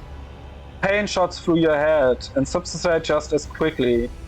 It would seem that that entity called in your consciousness does not have the ability to do you any real harm. Request accepted. Initiating defense protocol. Oh.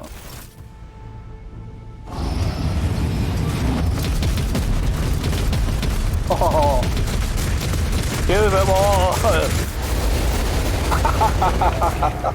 Well, there is still another way.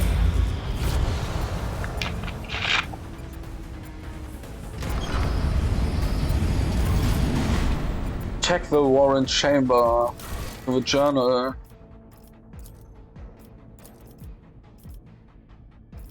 Die ist schon gefailt? Tatsächlich. Ja, wahrscheinlich ist es tatsächlich abhängig davon, wie wir mit ihm umgehen, hä? Old Injury.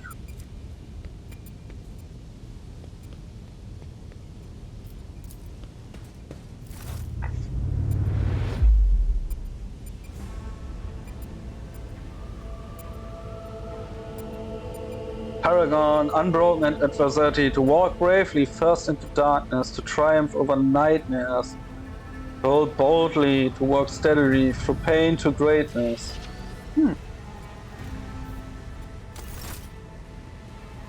Escort the child of the house to safety. I need to contact. I need a weapon.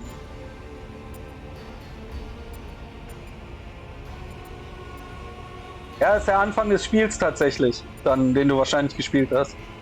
I need a weapon, I'm an utterly defenseless. Distance from the current location to the nearest arsenal. Initiating situational calculations. Ja, klar, ne, ist nur eine Demo, ne.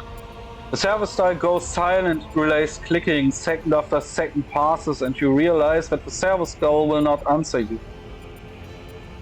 I need to contact someone, Theodora. Voxcast frequencies disrupted. Initiating setup. Establishing connection. Aber hey, schönen guten Abend, Kasumi.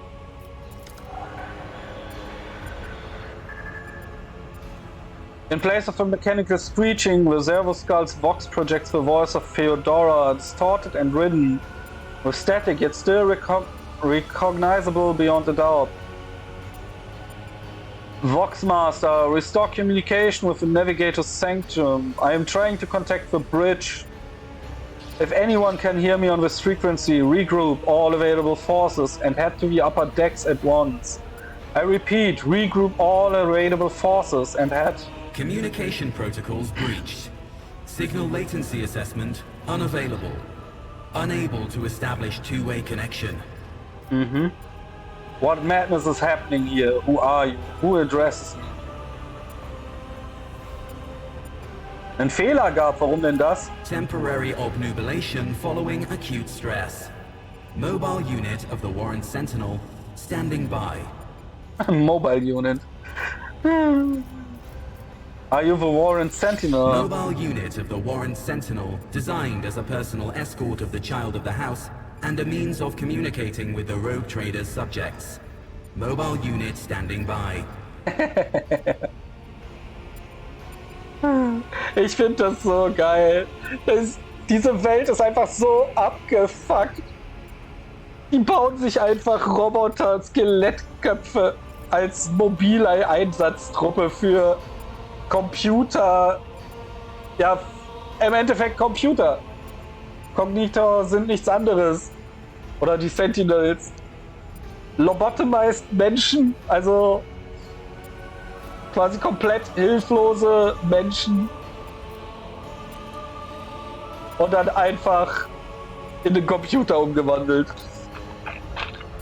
Weil du nichts mehr anklicken konntest. Ja, vielleicht hat es einen Bug. Vielleicht war aber auch deine Zeit um, I don't know. Middle and upper decks. Assuming the probability of safe placement in areas of concentration of armed units. Calculating. To prevent unauthorized units from breaching the warrant chamber, preemptive sealing must be initiated. Das ist The natürlich mobile doof. unit will start executing the received order immediately after the safety of the warrant is secured. Ah, sehr gut. Ja, Warhammer Die sind einfach insane. Ja, die sind einfach komplett durchgeknallt. Aber das macht diese ganze Welt auch so cool. As the game's story unfolds, you will see notifications at the top of the screen indicating that the status of your current objective has been updated. You can open the journal by Y or by clicking on the notification. Journal entries help you keep track of events and guide your character on their journey. The rumors and contract sections contain on. You will learn more about them later. Okay. Dann schauen wir doch mal. Powers unseen, uncover my path. Seal the chamber.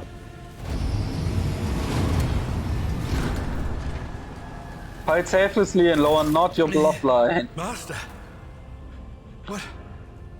Whatever are you doing in the Warren Chamber? How did you... Throne preserve me, what is the meaning of this? How did you find me? Are you with a traitor Voigtviel? Der Zeit haben die es so geklärt, dass die Leute...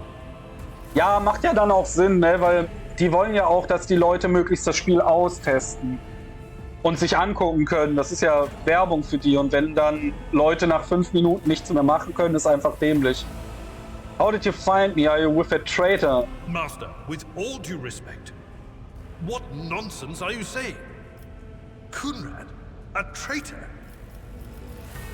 So it would seem, why don't we leave etiquette from Mere Seneschal? You are asking too many questions.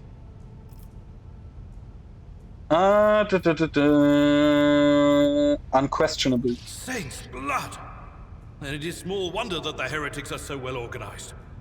I thought his order to seal the passages between decks was his attempt to stop the attackers from spreading to other levels. But now I see the real reason. It was to stop the enforcers from intervening. At least you are alive, and now safe, Master. Alas, I doubt we can afford to look for a compartment to sit out this disaster. Nö, das können wir in der Tat nicht. You're in a bad way. I can treat your wounds. I have a Medicaid kit with me. And, for the love of the throne, now is not a good time to be walking around the decks without means of self-defense. Sniper Rifle, Body Glove, Medikit. Sehr schön. While fighting, your character can lose some of their wounds. Your character has suffered an injury at being attacked by Conrad. It happens when a character receives damage that exceeds 50% of their max wounds within 1 round. The exact percentage of wounds a character must lose for this happen may vary depending on the difficulty. Injuries reduce the character's resolve. Resolve influence how efficiently and for long characters can fight. Determines the amount of momentum gained or after killing, okay. When a character initially suffers an injury, it is considered a fresh during the first 3 rounds. Once 3 rounds have passed, a fresh injury becomes old. A fresh can be healed using a medkit without passing any skill test. Old can be healed with a medkit, but they have a character administrating the treatment to pass the skill test. Use medikits to restore wounds and heal injuries. Note that when a character loses all of their wounds, they fall unconscious. Once the combat is over, the wounds of all party members are replenished automatically, but any injuries they may have sustained remain. The wounds within 1 round. Okay, medikits can only be used by characters who have a field medic feature, base skill medicate, or have taken medic skill advancement at least once. Whenever a character uses a medkit in battle, a medic skill test determines the number of wounds.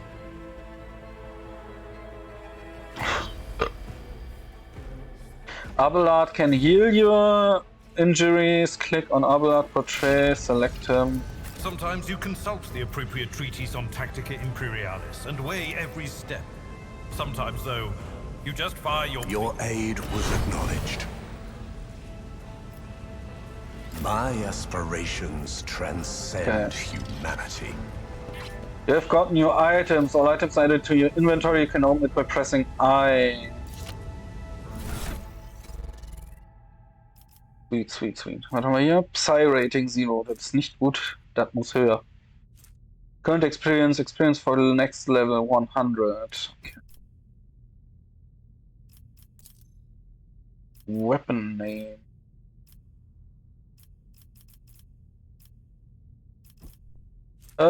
Sniper rifle, 200 range.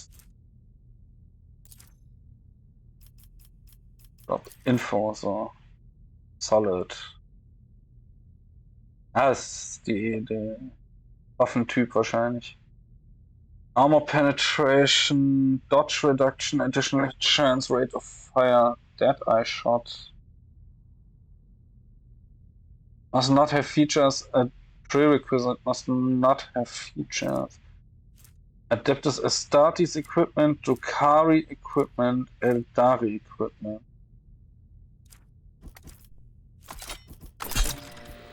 Ja, und eine Sniper Rifle nehme ich mit.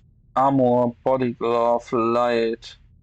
With armor dodge of average enemy attacks with in this chapter. This armor reduces the incoming damage of average attacks in this chapter.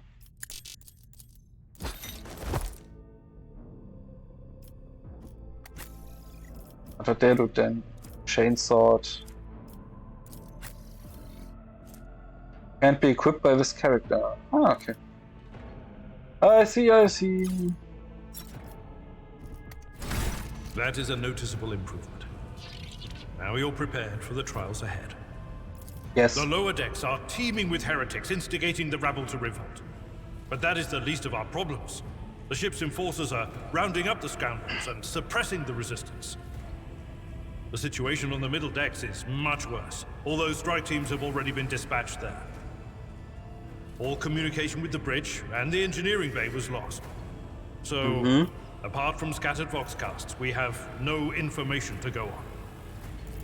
But that is not the worst of it. All these jolts and shaking are most alarming. These are signs that the navigator and the master helmsman are having difficulty translating the ship out of the wall and into real space. I fear that they may have already lost control. We must reach the navigator's sanctum and get a handle on the situation. If we can manage that, some aboard this vessel may yet survive. What exactly has gone wrong with the translation? How did you find me to find the navigator? One of Theodora's voxcasts. Very well. Will you lead the way? Will you lead the way? Let us proceed. Good. To arms, loyal sons and daughters of the God Emperor. Fight the heresy and corruption that threatens to consume our home. And with all your might, destroy those who have dared. The Lord Captain is calling her crew to battle, which means the Vox networks are set up for broadcast transmission, not message exchange. Splendid. While the rogue trader inspires proper resolve to fight in her subjects, you and I shall prove that her trust in us is well deserved. Onward!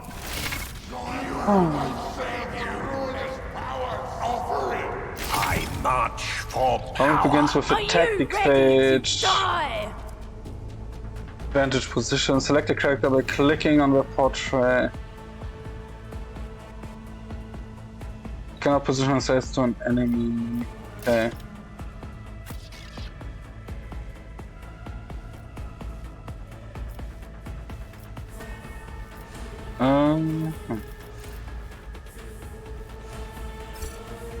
Kann ich mir ansehen, wie weit die laufen können? 6.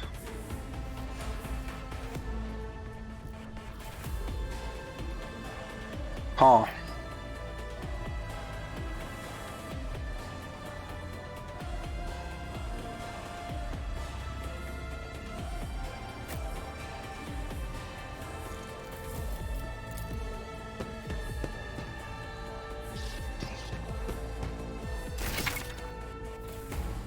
Your new companion is a warrior, specialized in melee and drawing the enemy's attack, charges unique warrior ability.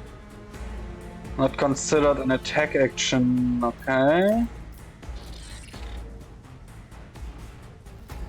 Click to strike whenever the enemy is single shot. Unlike single shot melee attacks hit automatically, the enemy will try to dodge.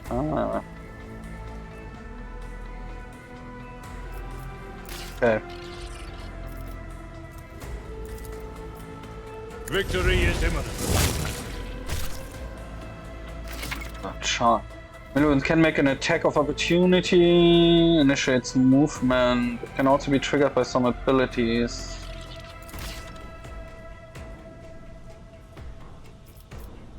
Okay, I see.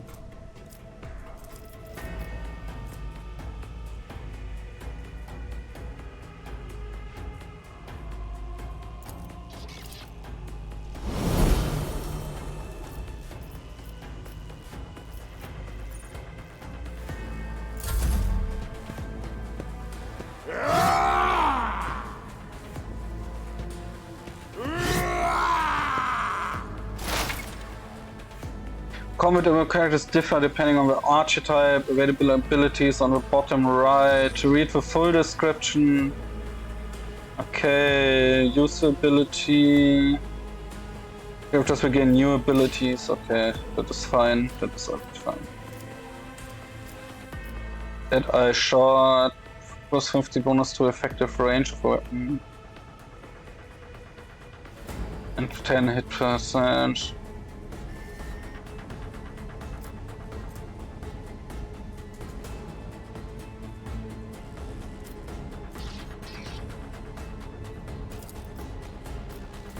$93, $95. I need no guidance. Blood-soaked tribute. One step closer. Einfach niederballern, das Pack.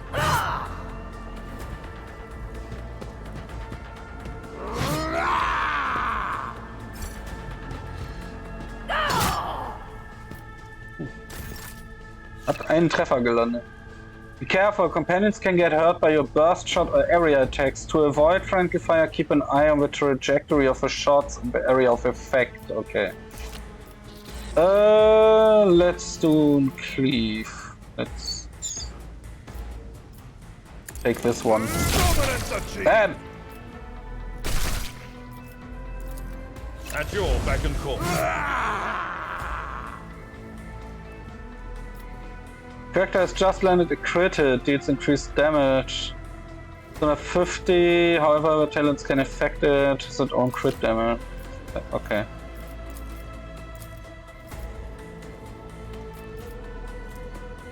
Okay.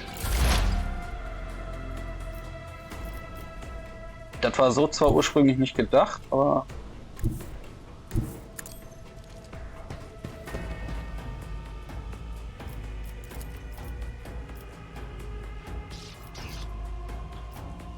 Schießt den nieder. Bam. Heretic Bastard. Der Einzige, der hier Heresy gehen darf, bin ich. Experience points. You can advance the level of your character and companions, prevailing in battle, exploring the expanse, completing quests. Answer your AP. Once you have accumulated enough, your character gains a new level. Click on the arrow symbol on a character's portrait to open the level up screen. Each level offers your character new progression options, which include new abilities, talents, skill improvement, and other enhancements. The companions gain new level at the same time as you, even if they are not included in the active party. You can always increase their level later. Okay. Fate beckons me. One ranks available.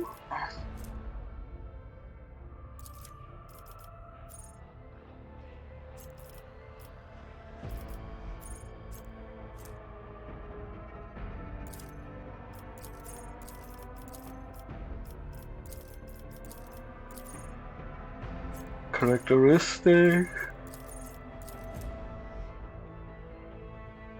All exploits to increase the target's dodge, parry, and armor.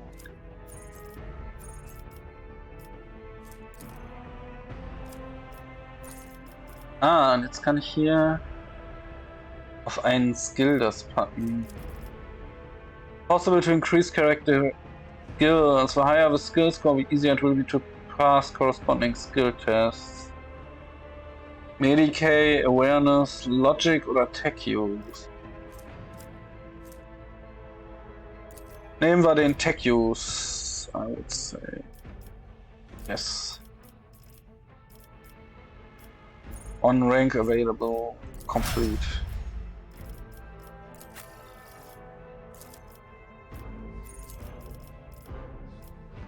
Athletics, courageous, courage, big bonus, plus 50.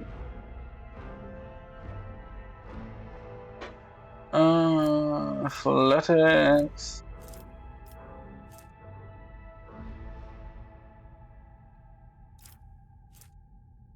Ja, bereits 50, ja, dann kann er damit doch gleich.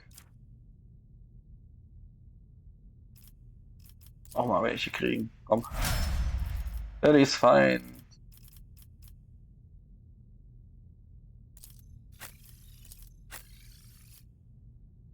Bup, bup, bup. 55.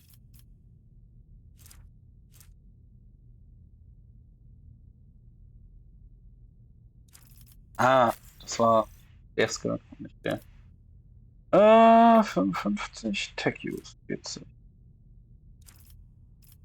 Reputations, Trusians, Explorations, Fellowship of the Void, Imperial Navy.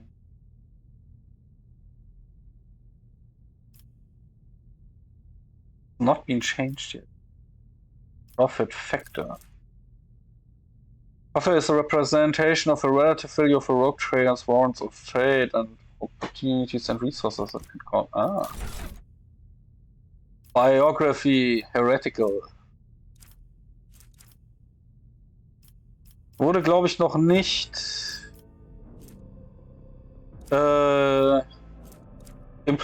also noch nicht vorgestellt, wie wir das hier ausleben.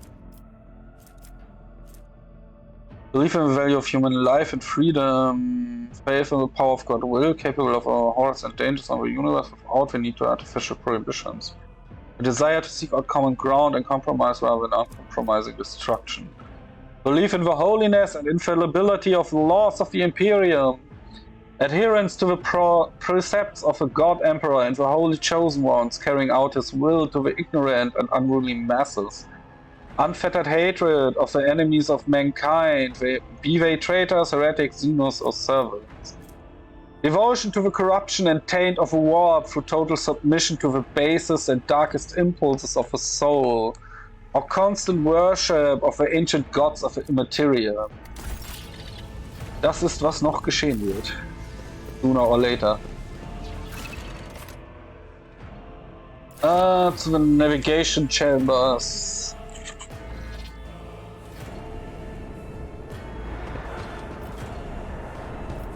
The navigator sector is directly along the passageway. Idira.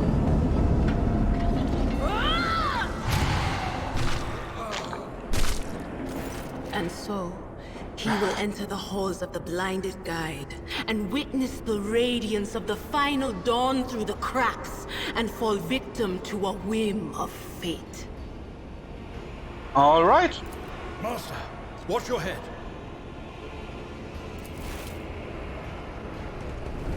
Idira, would it be too much to ask that you phrase your soothsayings plainly for once? That was too close.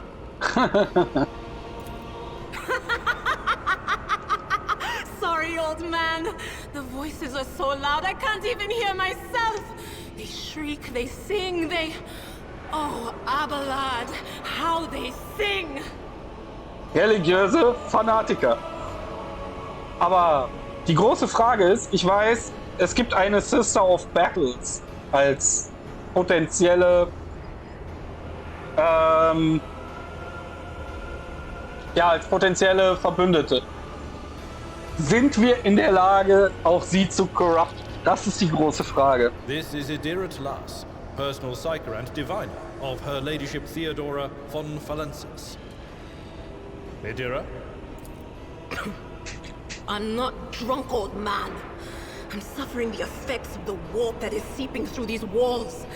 I see the ship's fate.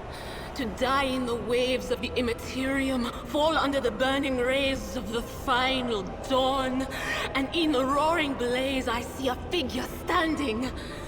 Who is it? have no answer.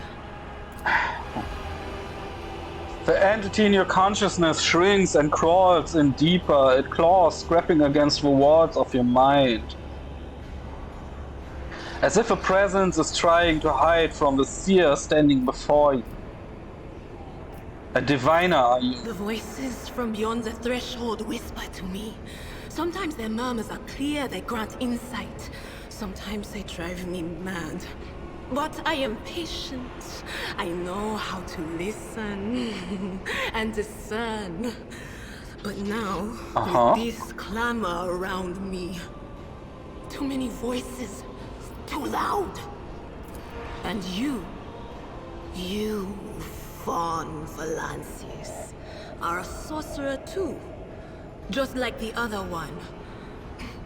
Lady Theodora must have grown so fond of psychers she wants one to replace her. You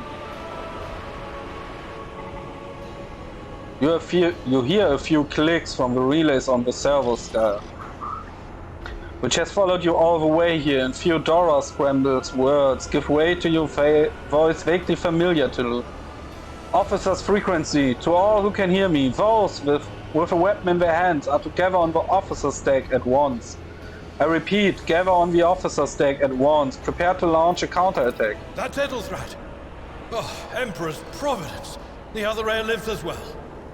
Quickly, we must head to... Not so fast, old man.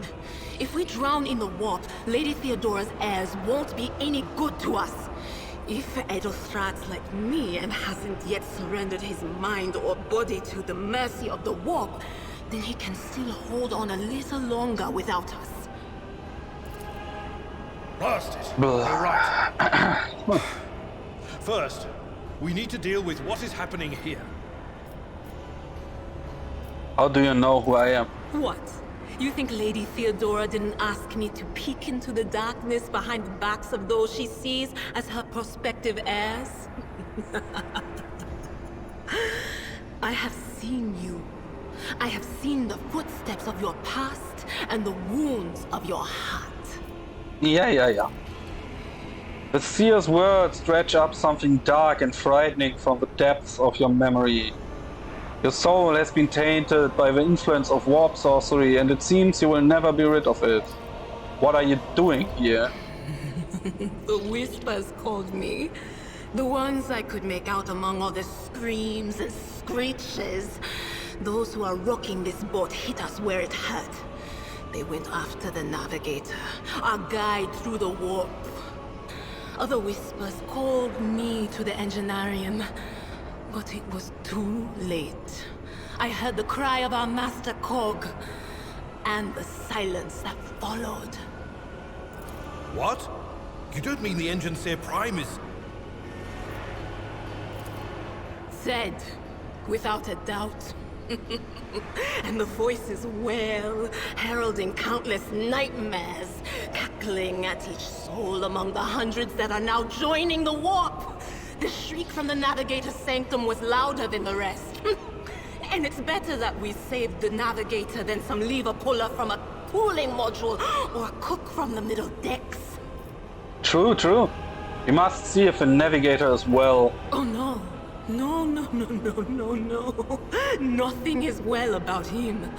Can't you feel the chill crawling on your skin? The eyes watching you? The warp ice has already encased the bulkheads. What follows is calamity. But we're not just going to stand here and take it, are we? The state of things in here suggests there's a navigator around. Maybe one who's crippled or at death's door, but still kicking. And since our skin hasn't peeled off our faces just yet, his third eye must be closed. At worst, it's a little roughed up. So what are we moping around for? Let's go protect that noble mutant while we're still alive. Noble mutant. That's heresy, bitch. I like it. Indira has joined your party. To select one character, to select the entire party. Yes. Piece of pipe.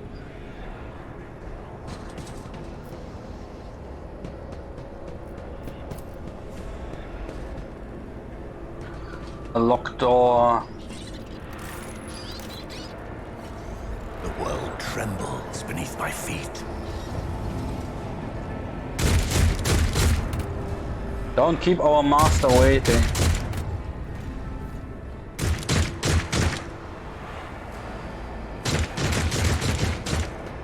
I am not afraid to embrace the revelations that make others shriek and cover. That is the difference between me and ignorant filth. The Emperor is with us. I will take you down. Get your characters in position. Hier. Hier. Dira, du bist safe eine Psyker, oder? Dann geh hier hin.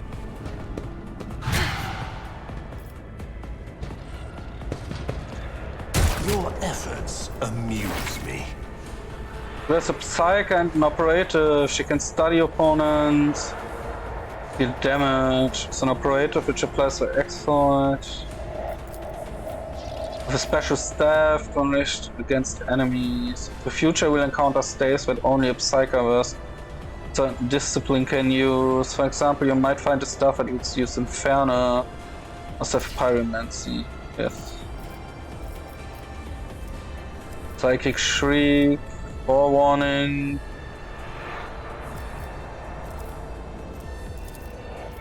On it.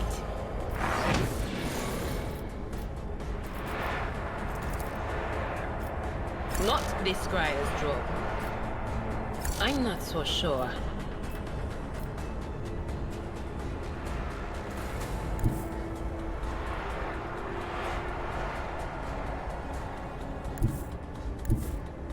They who discern the future on the battlefield.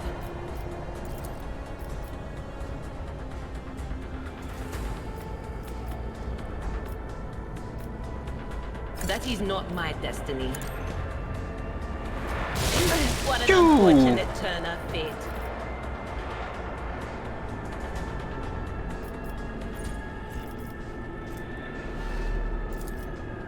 Anything else? Hologram. You can use the hologram to gauge the effectiveness of your intended actions in combat before taking them. So on the battlefield to place hologram where select an ability. Ah, okay. Also ich kann es so machen und dann kann ich von hier quasi checken.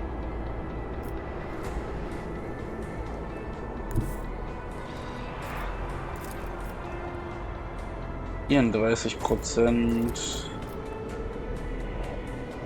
Ist es nicht der Shot effektiver?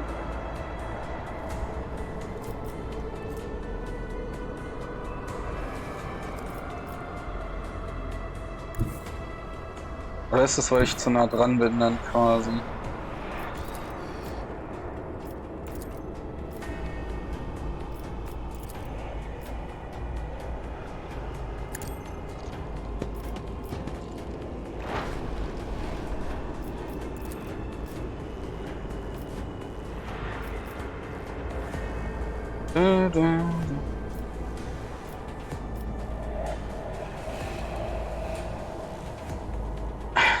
Danke, danke. Dir auch einen schönen Abend noch und schlaf gut, wenn du pennen gehst.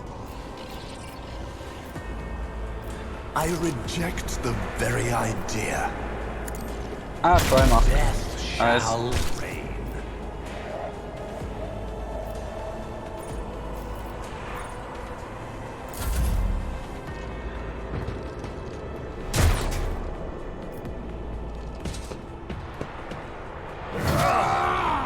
Pain and duty go hand in hand. Ekelhaftes Dreckding. With melee weapons, block adjacent enemies' abilities to perform attacks with ranged weapons. Ah. Pistols and shotguns are an exception. Indeed. I took care of this matter. Ach, der Moment, wo man angreift, verliert man alle Movement Points, ja? Someone else can do this. Okay, dann.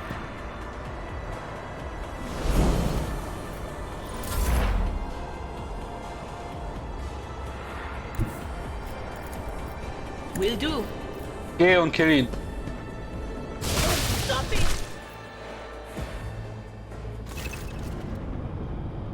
You can use a medkit to restore your party members' wounds in battle, treat an injury, or get rid of the negative effects. For characters, a medkit, an icon will be displayed on the bottom left.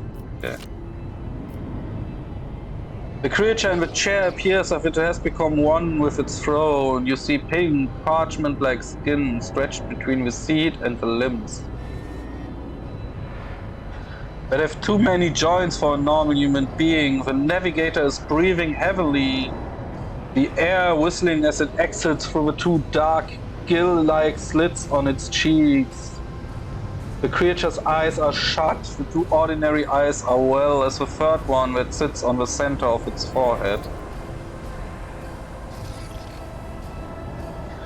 I believe Master Vespiada still lives, the servants are dead. But the chamber, thank the Emperor, is still sealed from the warp. Well, we have a chance of leaving this place alive. Address Idira, approach. Address the navigator, approach.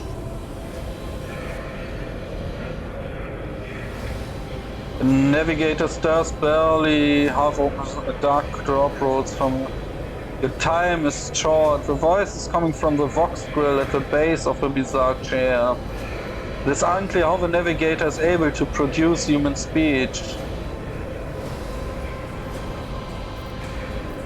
Our time is short to do what? Fall to your knees, mortal, and behold the final dawn. It came from beyond. His body is not his. Idira's scream is echoed by the silent cries in your head. The unseen creature triumphs at the sight of a navigator, succumbing to the paroxysms of corruption. Its march thunders under the burden of hopes. Unseal your hearts, and I will flood your souls with myriads of words and meanings, each one as potent of salvation with me.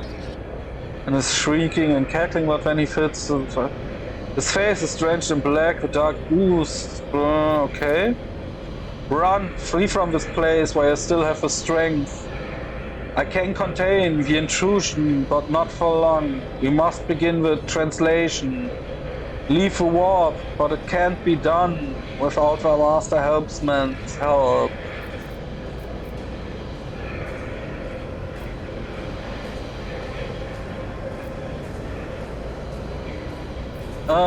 Who torments you? The Edge. Kneel before the ascent of a new champion. When the rite is complete, the shell will burst, and thousands of Moors will accept the sacrifice offer of the Edge of Daybreak, by the bringer of twilight, the one marked by the will of a god.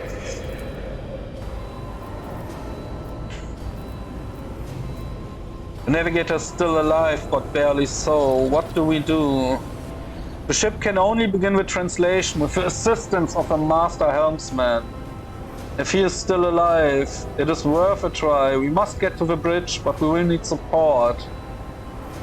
Our only option is to fight our way to the officer's deck and join forces with Edelfrat and his people. I believe we will also find Lady Theodora there. She must have heard the call to arms that the servo skull relayed to us earlier. Vespiadas, good luck and thank you.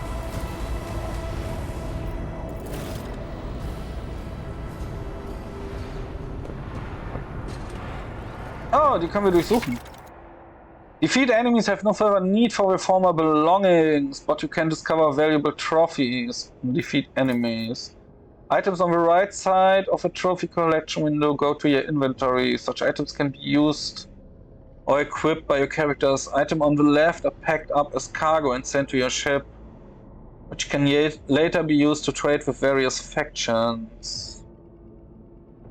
You can move trophies from one side of the window to the other by double-clicking them or by dragging them over. You can use the button to mass transfer all items from cargo to your inventory and vice versa. Okay. Eine Axt.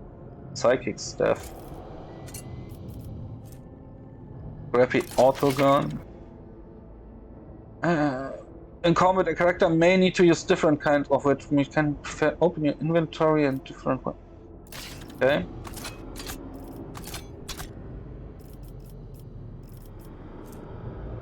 Axt können wir auch mitnehmen.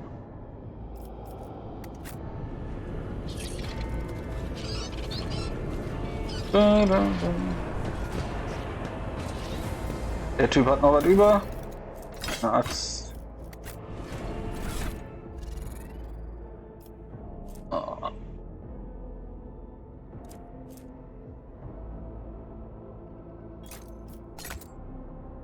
Den Psyker-Stuff nehmen wir auch mit. Du hier? Auf jeden Fall besser. Dann hier nimm noch eine Autocannon. Last Pistol.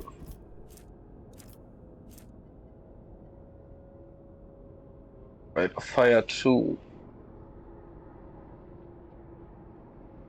Okay.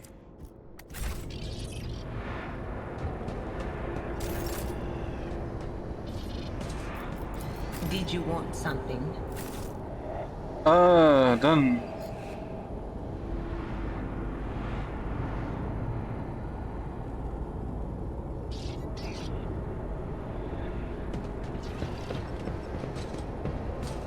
Da kommen wir nicht hin.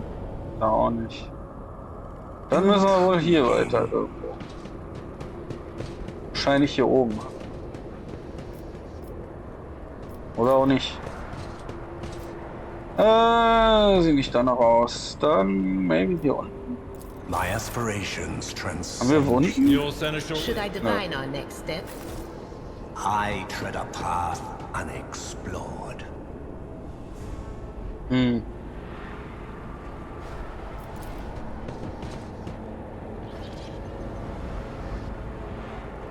Wo müssen wir hin? Ah. Officer Deck.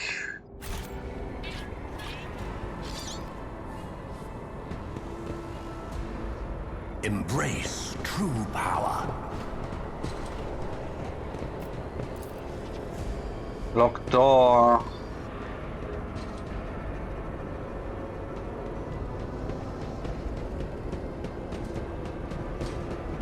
Das ist natürlich die große Frage, wie wir diese Tür unlocken. Uncover my path. How may I serve the dynasty? Ach, sie steht in mir drin.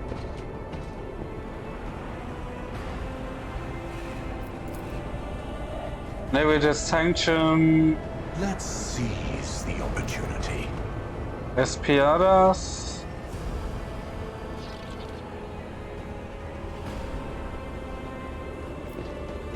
Ah, okay. Officer Stack. Dann hin da.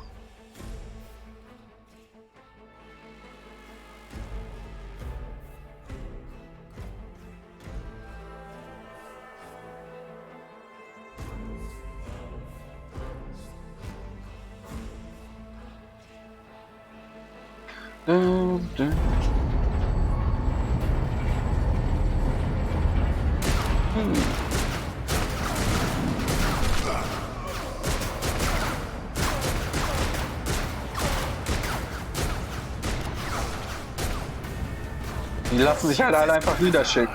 It's all over for you. I don't think so. I shall pity not your enemies. I shall heed not their pleas. Somebody shoot these men. I shall betray not your tenets, nor stray one step from them. Take not your gaze from me. Leave me not without your grace. I told you he would protect us. My God, my light, my emperor. Fanatiker, let's go!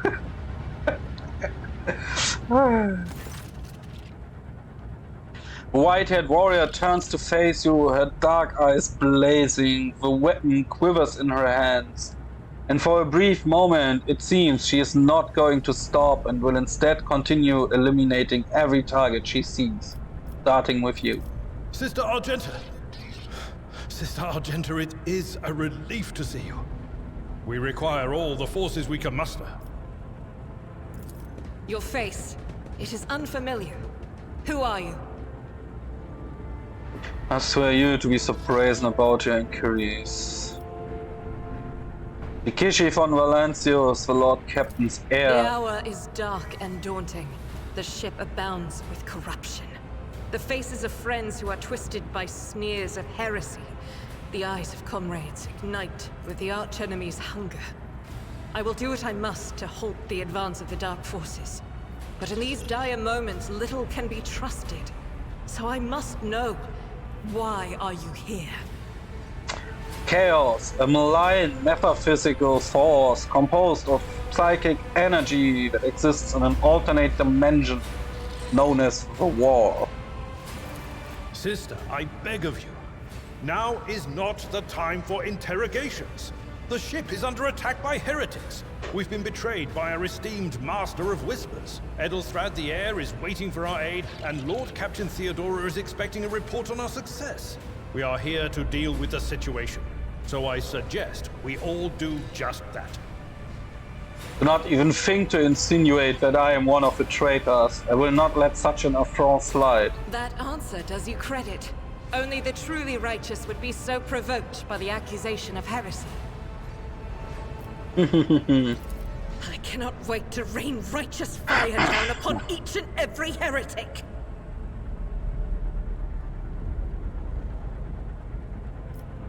What is the warrior of the Adepta Sororita doing aboard a rogue trader's ship? Your orders serve the ecclesiarchy, do they not? Sister Argenta is a guest of the Lord Captain. And that story deserves its own time and conversation. Under more appropriate circumstances. Enough idle chatter. I am where I must be, and that will suffice. We must get to the main hall of the deck. Through this door. I shall join you, for it is my duty to the God Emperor to destroy this heresy. Werden wir sehen. We will follow. For now, we will hold off any heretics who might try to crawl in through the cracks to join the main assault. And we'll take a look at the generators while we're at it. Those villains made a mess of the cables. Oh, I wish we had a Tectomat with us. But we'll see what we can do without one. Good to hear it. Sister?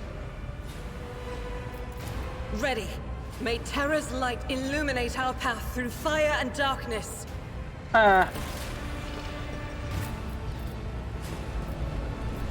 Not really happening.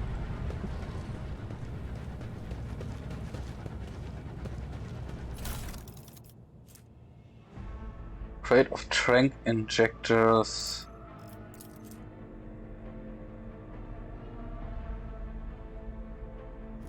Okay. Maglev impeller, 20% cargo. Omniprocessor, ship components cargo. Shipment of low sticks. Select all. Ah, das Cargo-Zeug. Okay.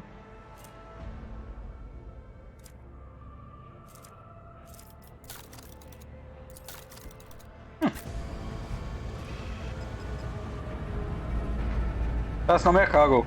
Her damit. Bevor wir hier irgendwas vergessen. Well-maintained sniper rifle.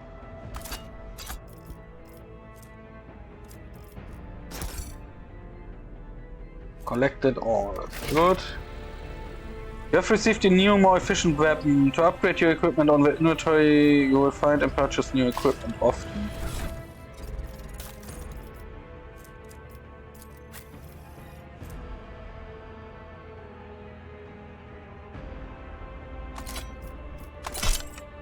Ist jetzt nicht wirklich viel besser, es ist ein Damage-Unterschied, aber... Well... Better than nothing, I guess. Auto Pistol und... Unfailing Valor. Bolt Gun.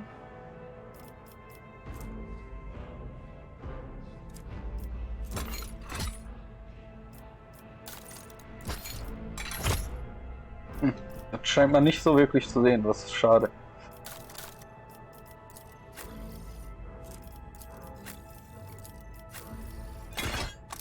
But it's fine, it's fine. Genre, Map. Corpus Valancius. So. Argus Stuff.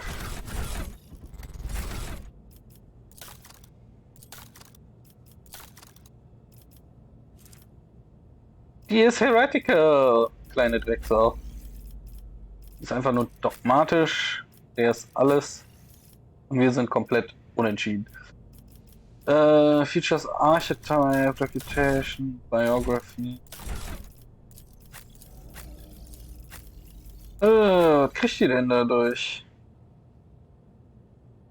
Branches reach a rank 3, Votary, it becomes the character's main focus. When that happens, the other two convictions branches cannot be raised above a rank 2. Ah, ich sehe. Du kannst quasi 2-2-2 gehen oder One Complete. So nach dem Motto, okay.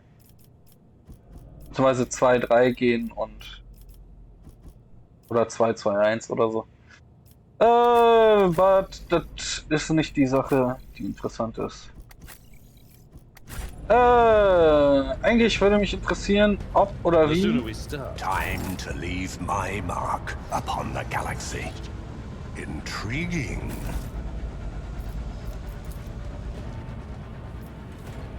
Thou will not move an inch, it's blocked. Ah, da ist die Main Door. I tread a path unexplored. By the right of blood.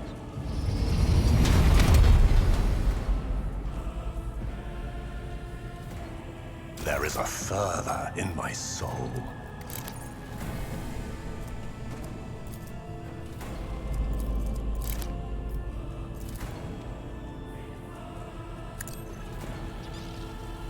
Run, fools! Or fall! Show them no mercy!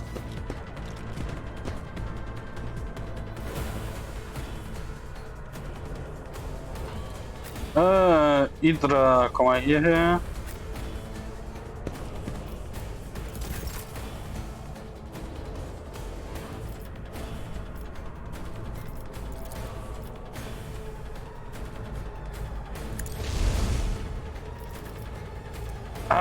Moves straight line out melee attack. Ah, my bad. Reduced to dust!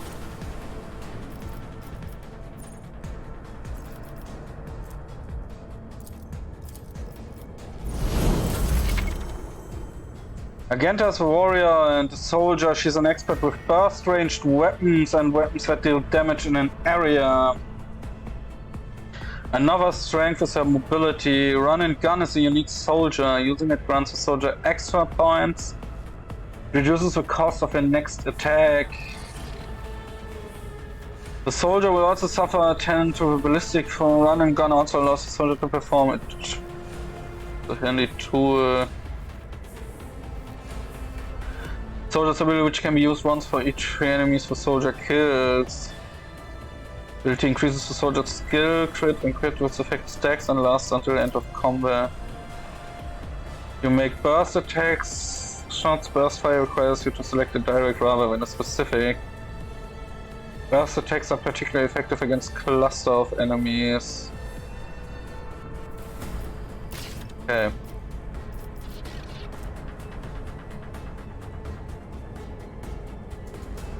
Faith without deeds is worthless.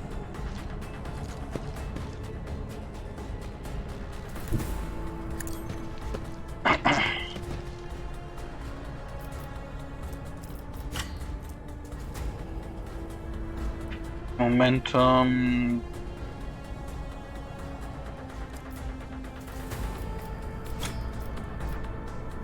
Ups, jetzt habe ich glaube ich einen Fehler gemacht.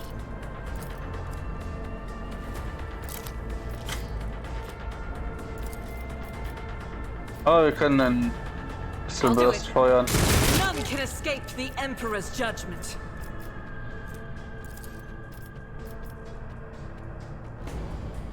Und noch ein. Eradicated. So. You run out of ammo, you have to reload.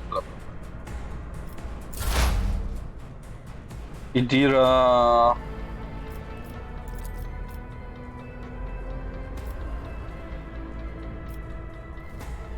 Ach, ihn trifft das auch, okay. How about... Oh. I know what is to come. Ah, innerhalb von einem 3-Zellen-Radius. I see.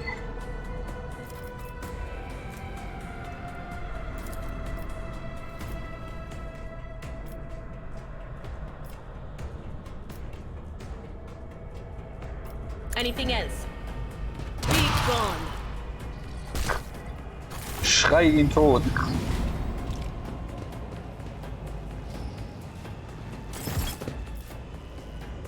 Cutthroat, silence. Not the scryer's job. Increases the times dodge and parry. But of course.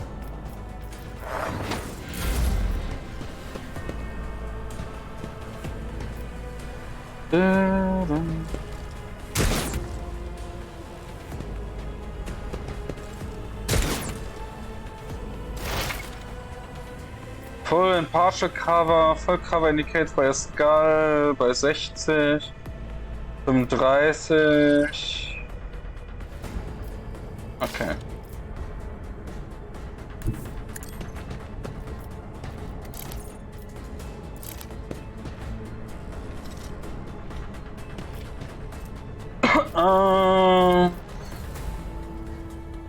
Eins bis 5 nur.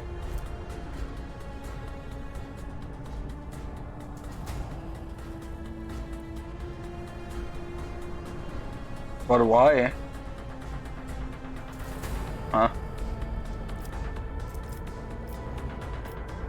I don't know.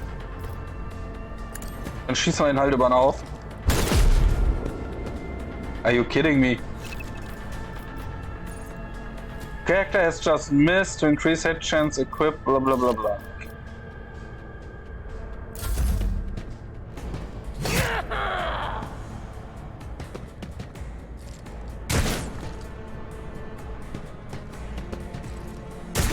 My faith shields me.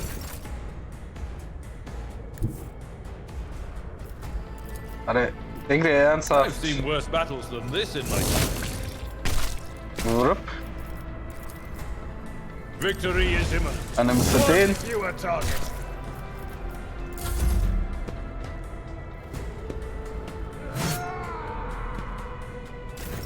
Oh.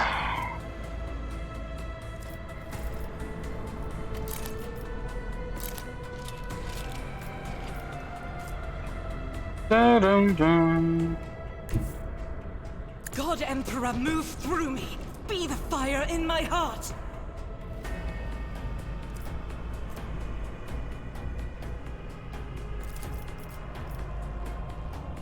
As the Emperor commands, I act.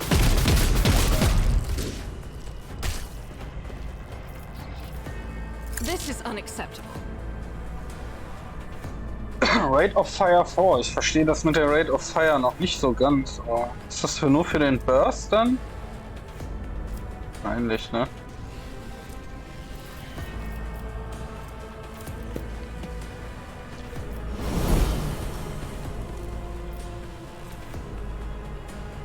Required for using unique abilities.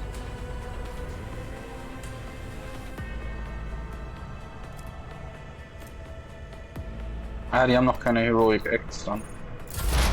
Okay. So. Du kannst mal. Aber man muss sich erst bewegen. Das ist halt. Das ist halt so What meh. is this foreboding? Anything?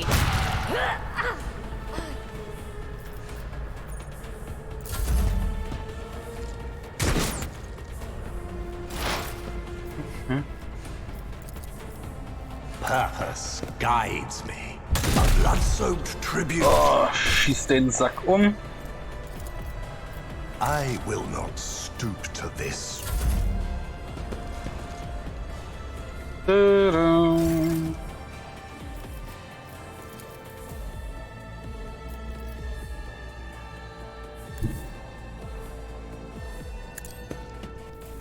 hier hin.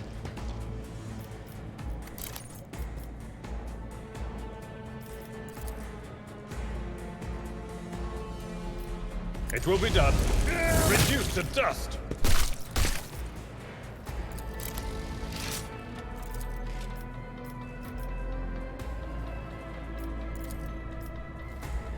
I will do my duty.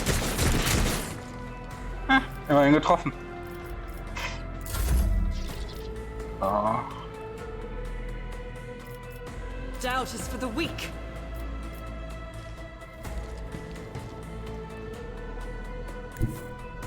Rejoice in So, battle. dann schauen wir mal. As the Emperor commands, I act.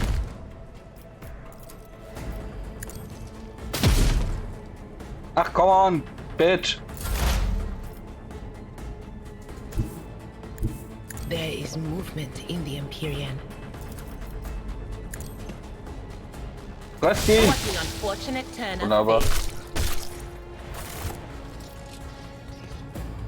Wonderful, wonderful.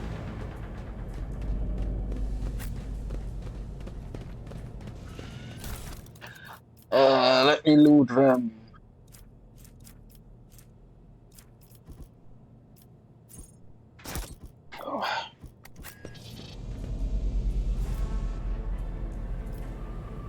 The world trembles beneath my Door, feet. die wir öffnen können. Ein paar Goods. Hier haben wir auch noch ein paar Goods. Machine Right Side. Can appear to keep any provide an additional to call out a machine spirit and interact with a device. Ah. Universal lockpicking tool.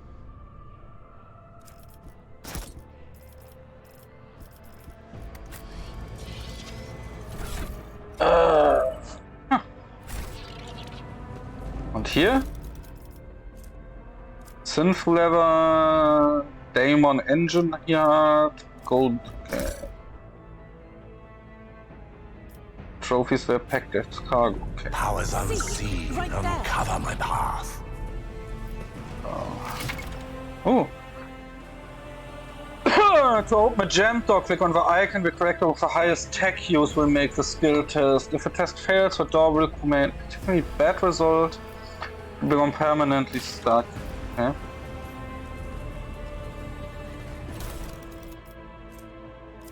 Weird spirit machine vault, set of icons. I take that all.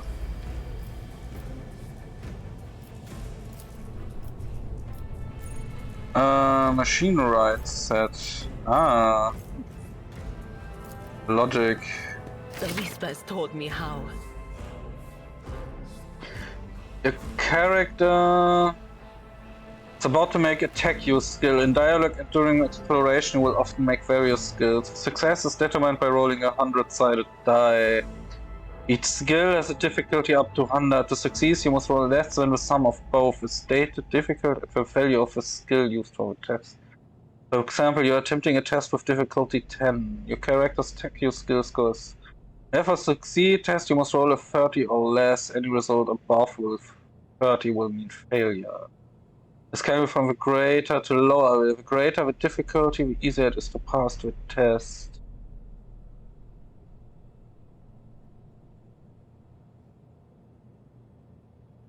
It is easier to succeed on a difficulty 40 test than on a difficulty 10 test. Is this so?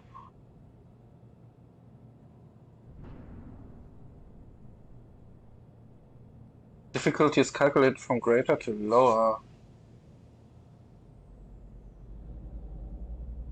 Huh. Higher character skill, the easier it is for them to succeed. Skill scores depends on perspective. Level ups and any bonuses, character's equipment. To succeed on during gameplay, develop different skills for your character. Aber in dem Fall haben wir ja hier, haben wir es ja aufbekommen. Oh, dann schauen wir doch mal. True power. Da haben wir ein paar Goods. Explosive Device. Operators Gloves. Free bonus to tech use.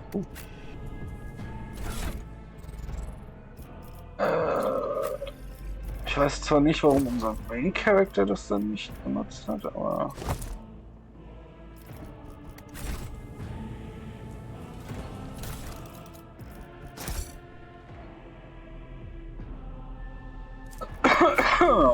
Intriguing.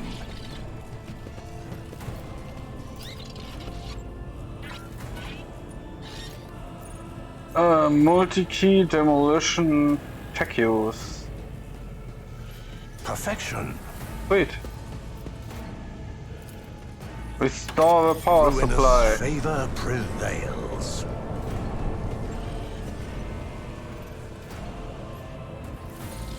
Hier gammelt noch ein Heretic rum, den wir nicht ausgenommen haben.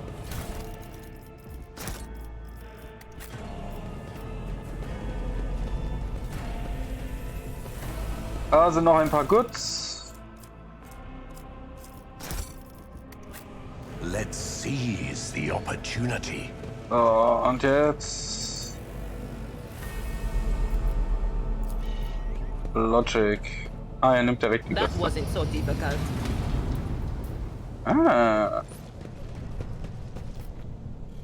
Goods. Tech use. Let's go. Triumphant, as always. Eine Shotgun. Und mehr Multikeys.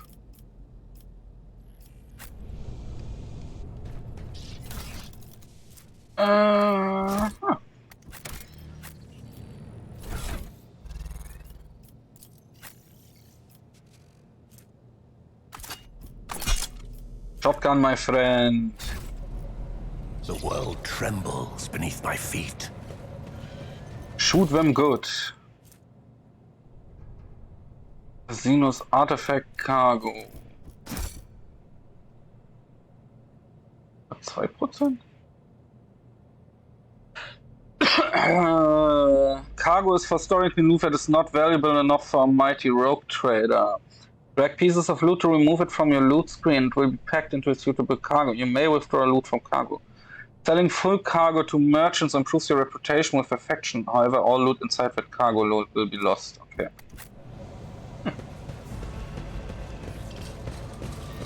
Blow up the door. Duty prevails. Natürlich kann die Sprengsätze benutzen. Sweet, level up.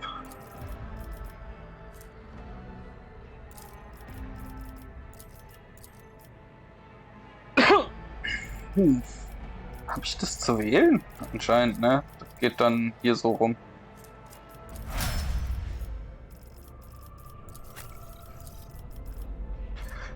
Endure. Next turn, all incoming damage is reduced by toughness bonus and temporary against toughness bonus temporary. Okay. Ah, Wounds ist legit der Name für die HP, okay. Expose Weakness, das kennen wir ja schon.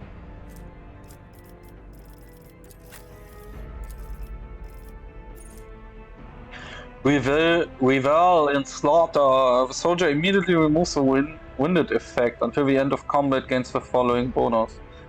10 ballistic, 5 plus 2 times Aggie bonus crit damage. Aggie bonus critical hit chance. This ability become available after the soldier kills 3 animals. Oh, good, sweet.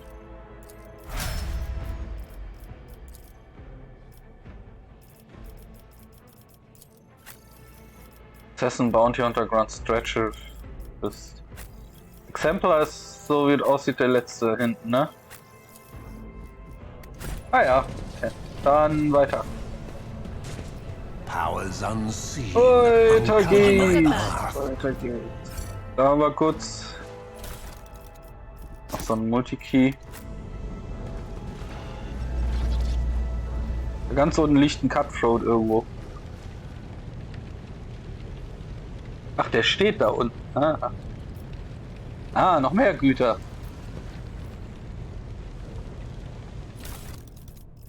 Nehmen wir auch. Try den Tech-Hoch.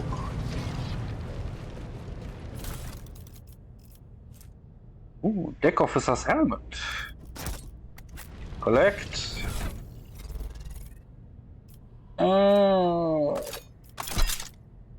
Yes.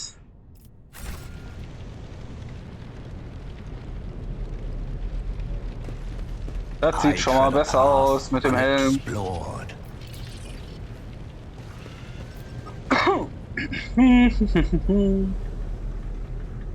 So, und dann müssen wir hier rüber. Yes.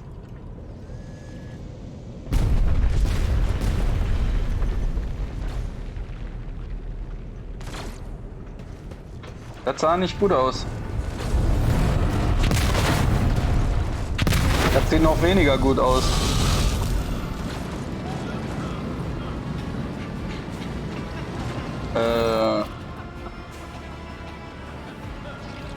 The roars of the flames rings in your ears and the choking smokes makes you cough and gasp for air. You instinctively recoil from the scorching heat, wiping your face. A moment later, a hazy silhouette forms in the raging wall of fire. You are surrounded by ear-splitting noise and screaming. Yet you distinctly hear the sound of footsteps, and then you see the figure walk out of the fire toward you. It is Theodora Van Valencius. Are you lost, my heir? An apparition, a sorcerer's apparition, trickery of a warp. Sister, you will lower your weapon. Threatening the Lord Captain is outrageous. How did you get here? I'm a rogue trader. I'm wherever my will demands me to be. Would you prefer to be elsewhere at this time? Indubitably, but are you ready? I can lead you out of his flames, show you a path, rid you of pain, and give you a weapon so that you may defeat your enemies. Decide. Your mouth begins to salivate. Each word Theodora speaks is like music to your ears. The entity that now dwells in the deepest recesses of your mind is pleading, begging, demanding that you give her an immediate answer, and that answer can be nothing other than acceptance. Do not listen to this abomination. Takeshi, if there's naught but his light in your heart, if you are resolute in your fate, then step into the flames. The Emperor protects. Yeah. His faithful will not be deterred by either darkness or deceitful promises, nor will the fire burn those who carry the torch of faith in their soul. To avoid with you, we need to follow Lady Theodora before we suffocate in this furnace. The people, Takeshi, the survivors from the middle decks, we must help the crew, lead them out, find a way around. Sometimes your character will have to make tough decisions based on their values, interests and goals. Such decisions affect their convictions, which can develop in three directions: dogmatic, iconoclast, heretical. Each includes 5 ranks. The higher the rank, the more zealously the character follows their convictions, and the more noticeably the world around them reacts to their actions. Promotion through the ranks of each of the 3 directions open up access to new dialogue, events, unique abilities, and also changes the attitude of others toward your character. Some items can only be equipped by characters with certain convictions. When one of the conviction branches reaches 3, it becomes the character's main focus. When that happens, the other 2 cannot be raised above 2. Your character's allies have convictions of their own as well.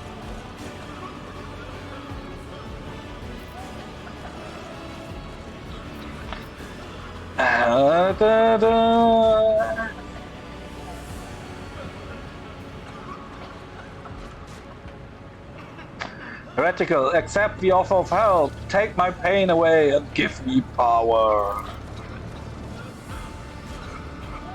You offer Theodora your hand, and the air around you seems to tight, becoming thick and viscous, enveloping you and your companions in an impenetrable veil. Theodora smiles at you. Her radiant, piercing blue eyes suddenly remind you of Voidwills. I will show you the way. Go on, close your eyes.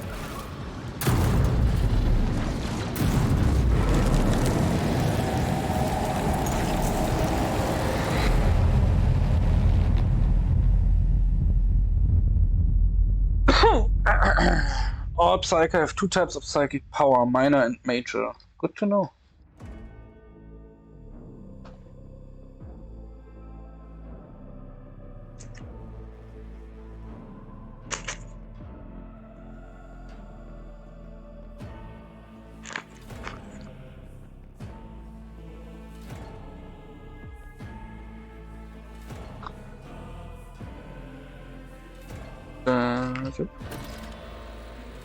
Make it to the meeting with the heir, find Theodora von Valencius.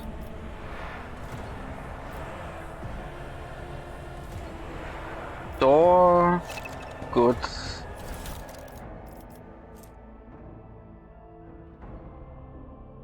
Corrupted Inferno Pistol.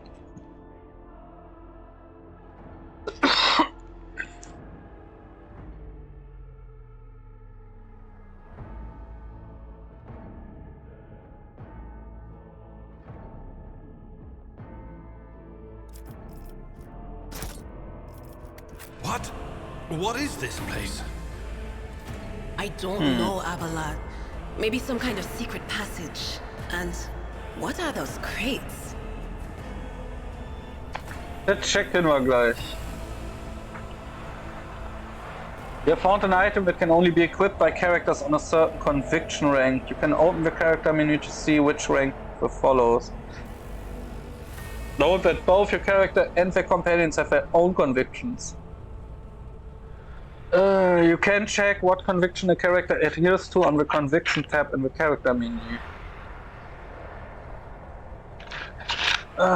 Convictions change in direction and rank based on how the game's story develops during important plot decisions. Do you want something? Oh, was haben wir denn hier noch? Das nehmen wir natürlich auch alle mit, ne? So. Idina, bist du nicht? Ach, du hast keine Melter Weapon Proficiency.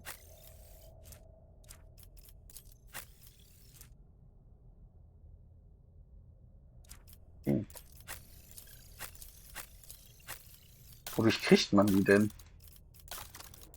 Das ist die große Frage, ne?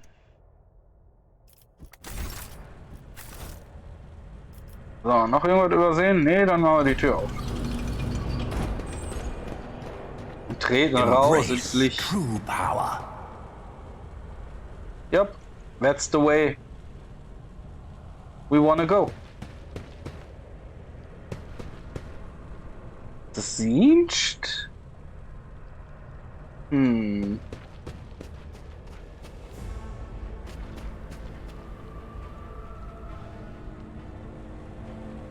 Let's seize the opportunity. Könnte das Dienstgott sein? Oder welcher der Chaosgötter wird es sein?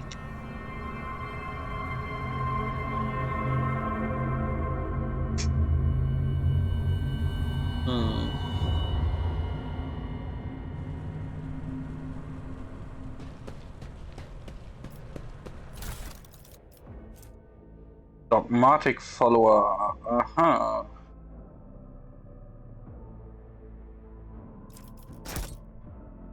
Da wüsste ich aber einen. Nimm den Helm, der ist schön golden. Du kannst den Helm aufsetzen. This mastercraft My ascension has only just begun.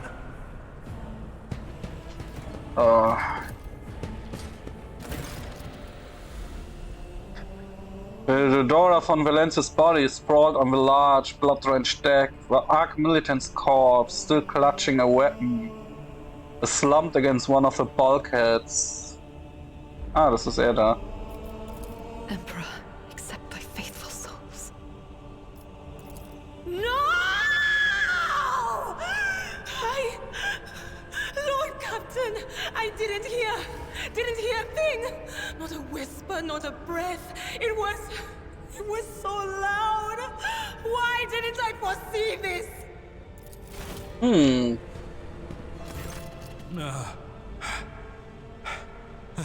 Lord Captain, who would even dare?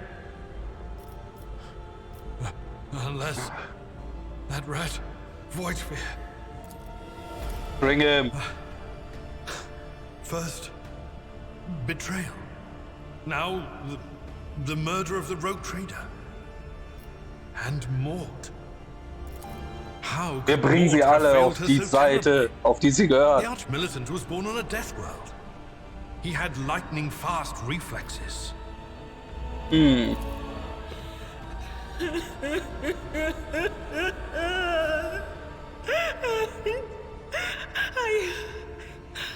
I can look at things in my own way. If you find something that might bear the imprint of the killer, just give it to me, and I'll try to see what secrets it holds. Examine Theodora's body. You lean closer to the body. The cause of death is apparent. What ended the rogue trader's life was an auto pistol shot. An extraordinarily accurate one at that. Theodora's face bears an expression of surprise, the last emotion she experienced in life. Something on the floor catches your eye, a heap of blood-splattered parchments and scrolls that must have fallen off the deck. If you lean down for a closer look, you notice something else, small shards of glass. Examine, inspect the shards.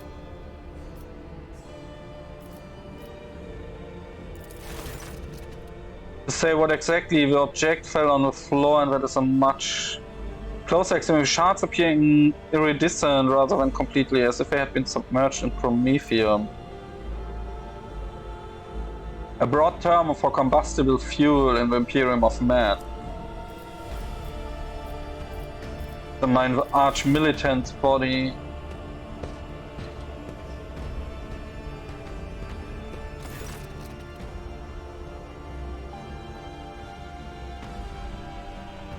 An auto pistol shot went straight through Maud's forehead, spraying the floor and the furniture around with blood, brain matter, and shards of his skull. The safety on the Arch-Militant's weapon is off. The killer must have been a split second quicker than he. What does the shards tell you? Inspect the papers. Reports, accounts, stitch pads. You go over... okay. You go over the scrolls until you stumble upon a document that is starkly different from the rest. It is a handwritten letter signed with the initials XC and a seal with a symbol that is vaguely familiar to you. Law Imperium, and sends a shiver down your spine. The author of this letter, addressed to Theodora von Vulcanus, signed with the seal of one of the holy orders of the Imperious Inquisition.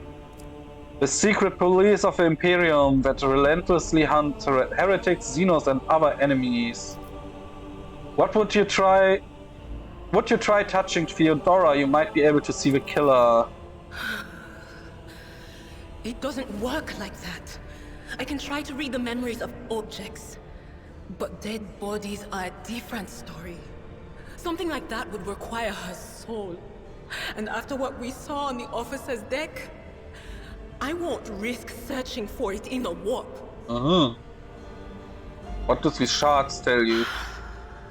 I see streaks of color, luminescence, blue lights, faces, drawing closer.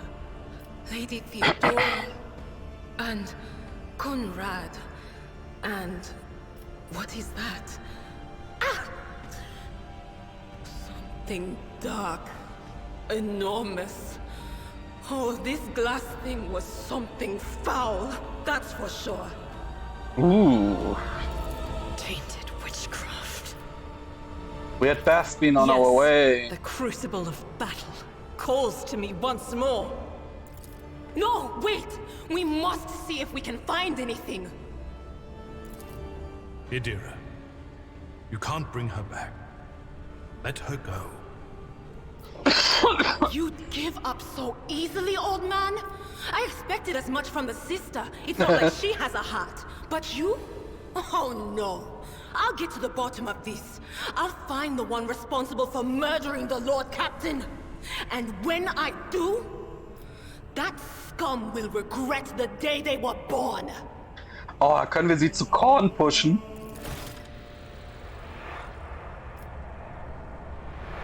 Das wäre richtig nice, wenn wir sie zu Korn pushen könnten.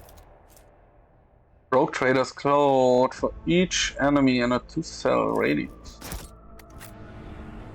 Und hier unten? Theodora's Rosary of his amulet gains of 10 bonus to commerce and law.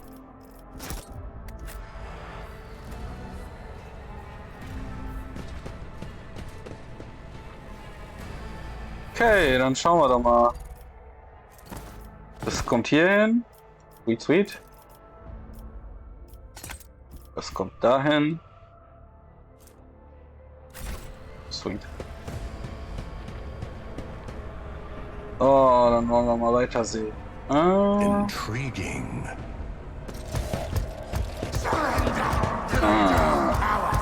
Ein Tech Marine. Our Emperor, imbue us. Also da.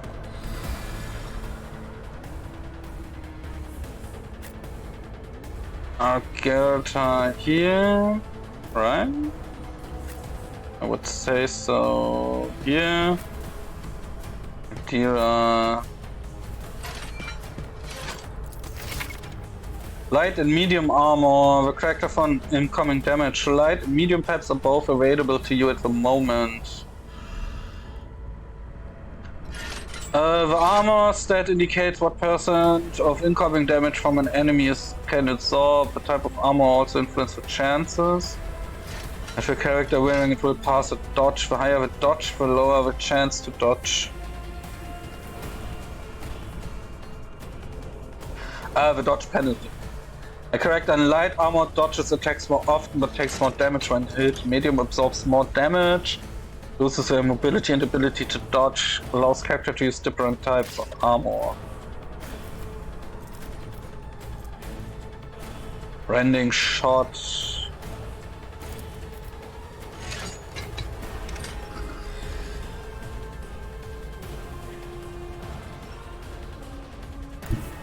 Was passiert, wenn man von hier schießt?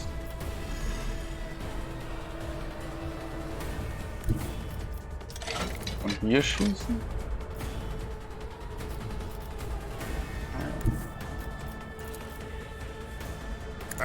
Die ist von dort. Wonderful.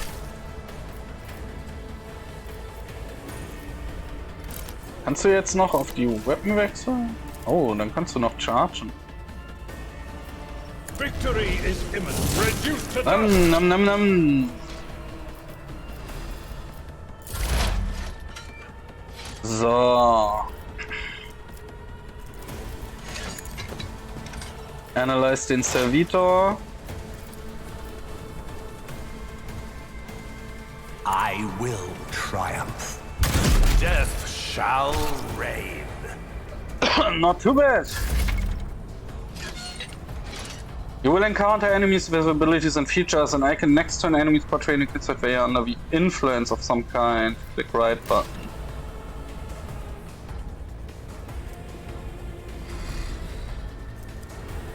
Sind unter dem Effekt von Exploit. Heavily damaged.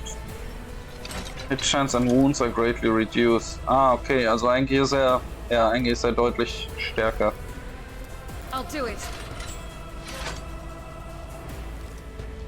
So, dann kommen wir hier rüber. Guided by faith.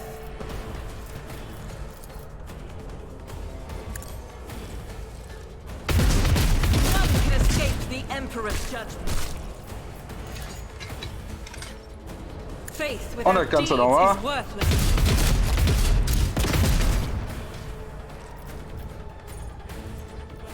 Let's fight. So,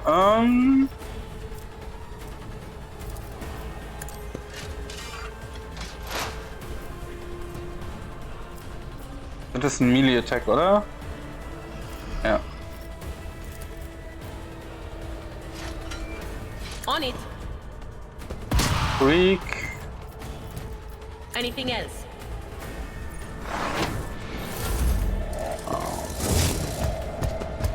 One turn, all he got. Um dann einen Damage anzurichten. Get in! One fewer target. Drecks-Combat Servitor. So, Archetype. With special dismantling operative immediately inflicts one exploit in combat and makes a free attack. Always hits until the end of combat. The target of this attack suffers. Okay. Suchen wir entweder diese Attack aus oder die Stats, oder? To armor to the end of combat. Stacks. Choose a talent, okay. Weak body, expose weakness, reduce enemy's toughness by... Never attacks an enemy that is full wounds that attack deals plus 10 precision % more damage. Perception, ne? Perception 30, 40% more damage. Expose weakness costet 0 AP. The target of analyzed enemies has 2 or more exploits, suffers +1 additional exploit. Hits an enemy that is affected by both an exposed weakness. The enemy loses by 20%. Passive learning.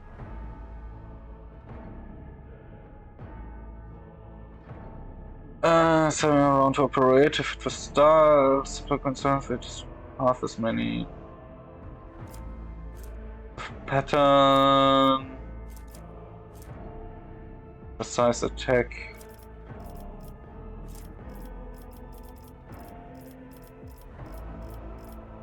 Overpower, heavy weapon proficiency.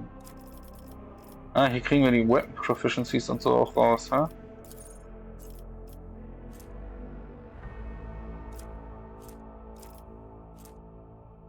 Das required 45 Strength.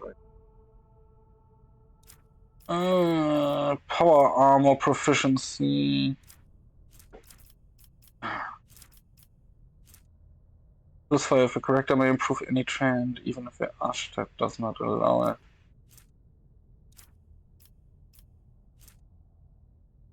What's the training? Toughness.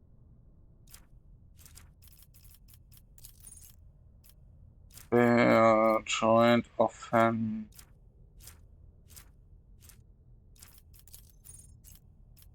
So viel Zeug hier zu machen. Übel. High rating 1, character level required 10.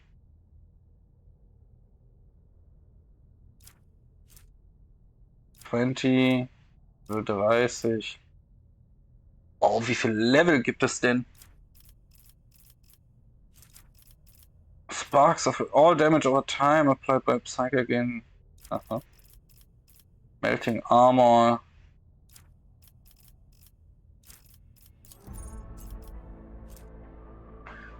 Better to die doing my part. No heresy. Strong together. Recommended. Favorite feature. Oh, man kann die favoriten. Oh, okay. Sharpshooter.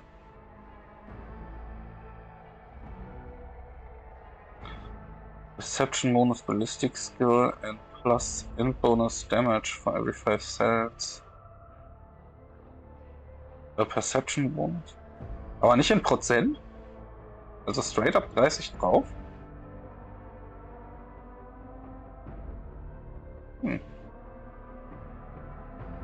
Bonus durch 2. Wie viel haben wir denn? Operator target affected by an exploit. Minus Perception Bonus. 3. Und das wäre dann hier 3 Ballistic Skill und Bonus durch 2.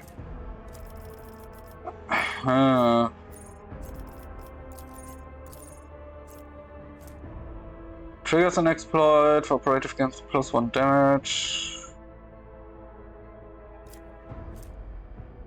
Reduce toughness and willpower.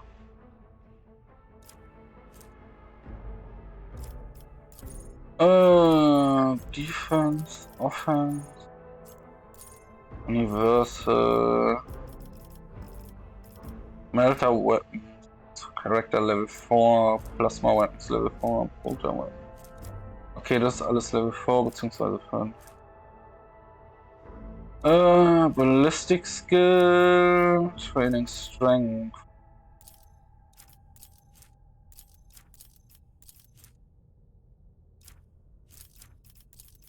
Toughness, Intelligence, Perception.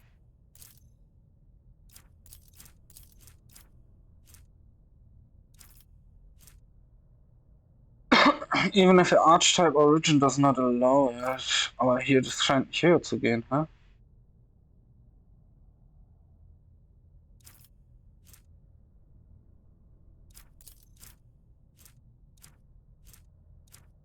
$50 das Maximum?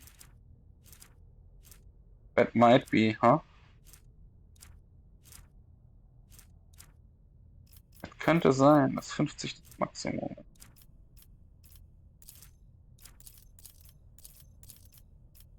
Dann nehmen wir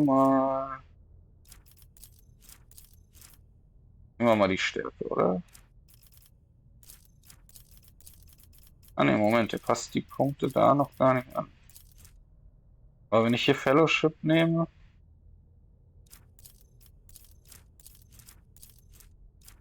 ändert sich gar nichts.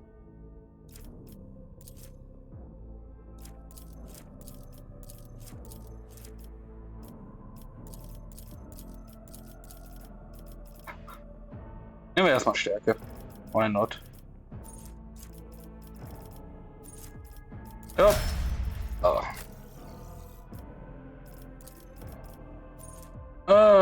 The warrior immediately restores all AP and gains an AP bonus until the end of turn. They do not lose AP after. There's no limit on melee weapon attacks. Ooh. Ramming speed, distance. The warrior parries an attack. The next one. Archetype +1. Warrior becomes incredible death chart. Do not end the warrior's movement and grant plus.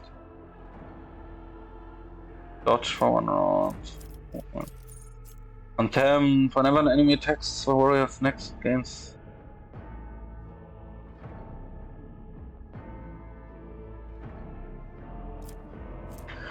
Has less than 50 wounds, they gain plus crit. Whenever the warrior is attacked, they gain 1 stack of epic slaughter. At the start, the warrior gains 1 wound for each stack.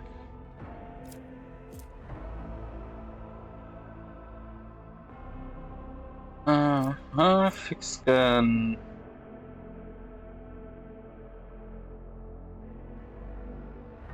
Increased by 25% of the warrior's total armor. Total armor ist aktuell 30, ne? Wären 3, 6.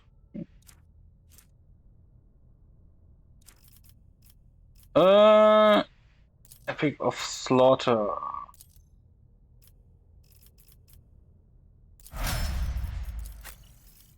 Du hier? Ne, das kann das exceeden. So, das heißt, wenn ich hier Willpower nehme.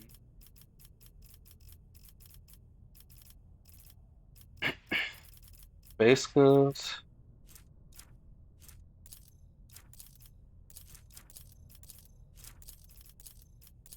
Oder überschreiben die sich? Unsanctioned Psyker. Origin Advancement, Base Value.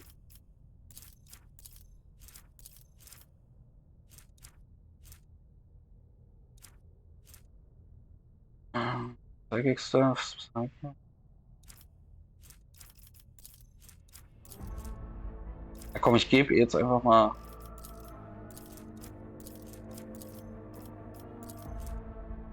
Probier es jetzt einfach mal aus. Ich gebe jetzt einfach mal Willpower. Charakteristik Bonus 6 Base Value 30. Gehabt. Manage is finest Willpower. Origin One. Ah, lass mich raten.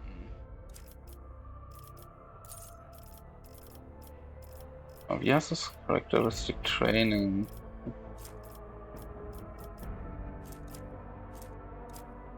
Character Level 4 Requirement, aber sie kann die wählen?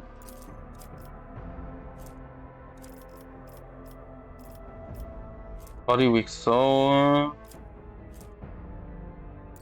Ah, machen wir das mal so.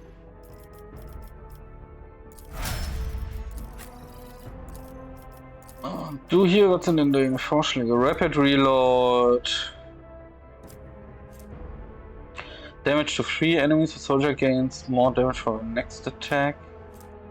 Adjacent, the soldier deals more damage. Unpredictable. Against enemies from which the soldier is protected. It deals damage, is increased by 1. Rapid Reload. Einfach damit sie mehr ballern kann. Alright, so, was haben wir denn hier alles? Again 5 Toughness, Intelligence is less than 45. Last Pistols.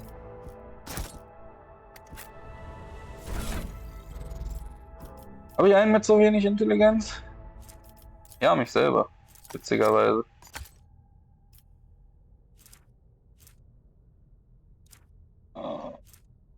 Origin Advance.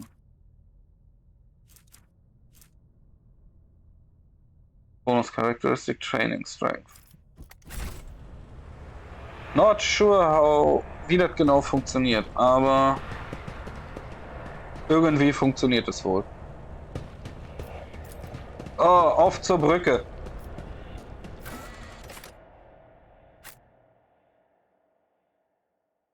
Erstmal die Kontrolle zurückerlangen hier.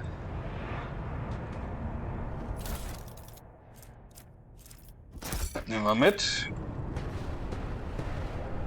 Bridge Officer. Law of the War.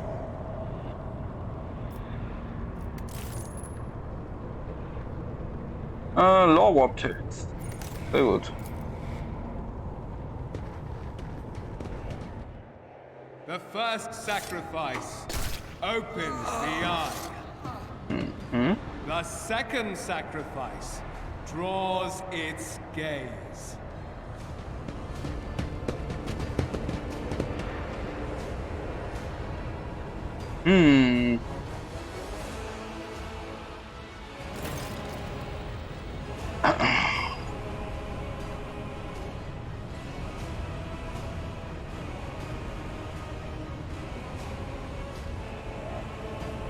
Traitor, right when we needed all forces to deliver a decisive blow, you stepped aside. Do not even try to claim that my Voxcast did not reach you. I sense the mark of a warp on you, an echo of the powers that are ravaging this ship.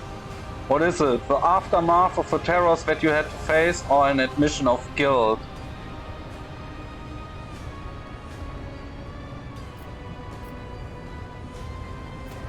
Smile meaningfully. I choose my allies well.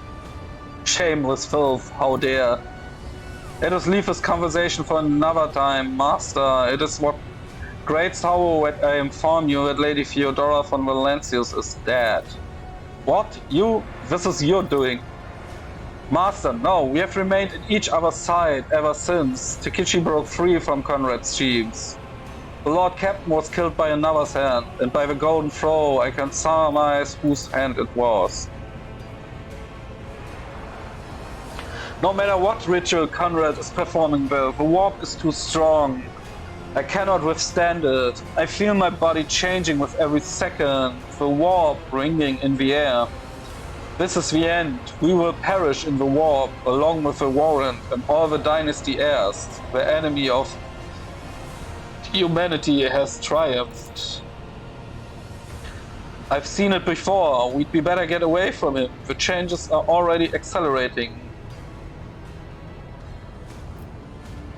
But we must first restore communication.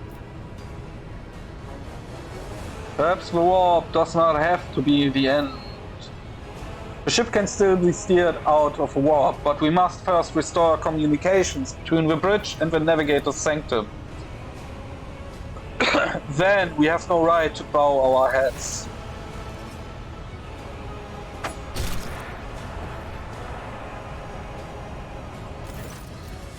You can see Conrad clearly in the gloom of the bridge. The broken blade he's holding is stained with dark drops that seem to have a pearlescent glimmer to them. We are out of time. That complicates things. Ready your weapons. If we are to die this day, let us die with honor. Nay, that complicates things. I will not die quietly alongside one who is a traitor to his blood. If my last service to the Imperium is to rip out the throat of an enemy of humanity, then such is the God Emperor's will. Accursed traitor, a time will come when you will bleed for her ladyship Theodora's murder. Remember my words, for they are the vow of he who marches towards his death. What? Theodora is dead? No, that can't be. Not now. I still haven't. Your ritual won't be finished, heretic!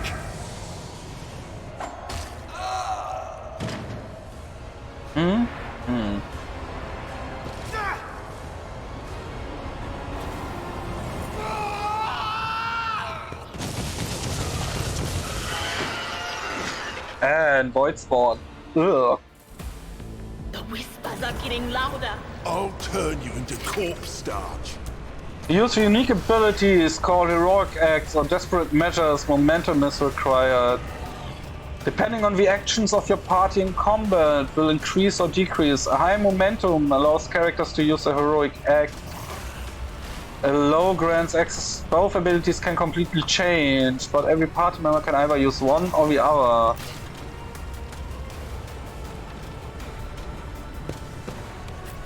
Agenta.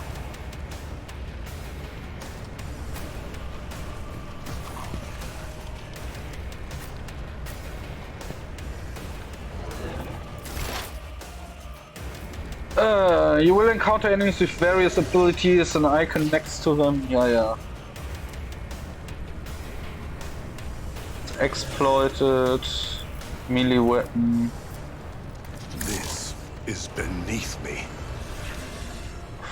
Natürlich ist es beneath you. Alles andere wäre ja lächerlich.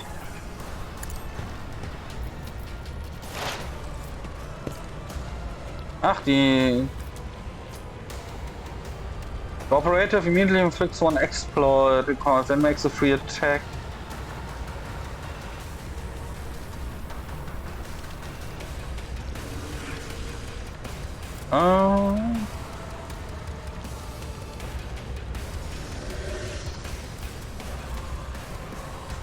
Then makes a free attack against it. Dismantling attack.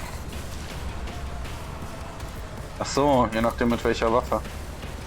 There is no mercy found in my heart. Because why not? Combat value ratio usually starts at 0.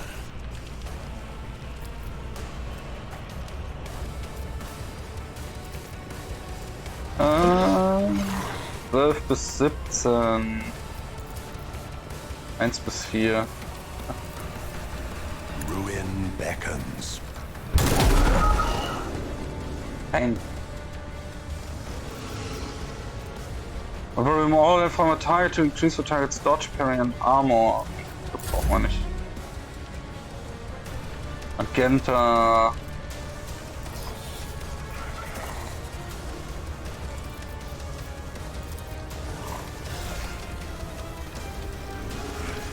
Doubt is for the weak. Feuer frei.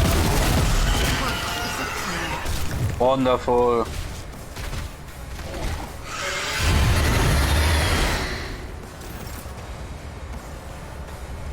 Was hat darauf reagiert? Suffer damage of each turn can be removed by any source of healing. Okay. Revel and Slaughter. Hat es mir gerade meinen zweiten Attack weggenommen? That is not the Emperor's will. Injuries will not slow me. Okay.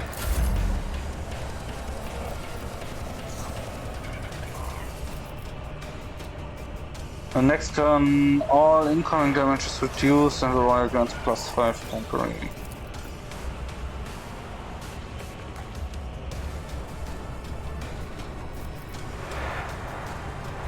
Ah, hier ist Stuff im Weg, deshalb. Tried and tested tactics So, dann musst du hier hin.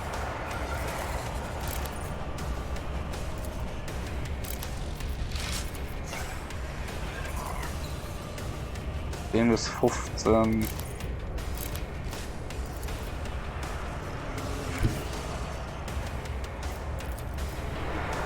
Indeed.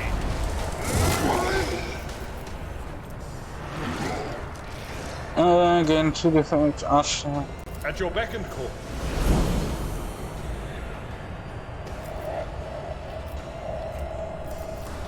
One AP, 1 AP.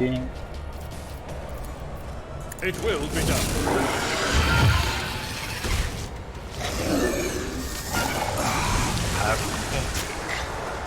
Ach, der hält sich. Ah, I see. Wait a moment. Energy Boost. Du warst ein Ally. Ah.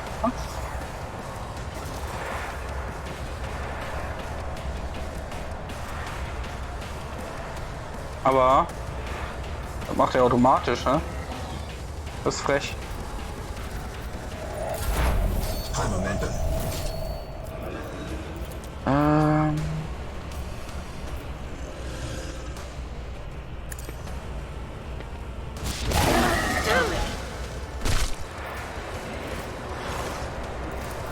Will do.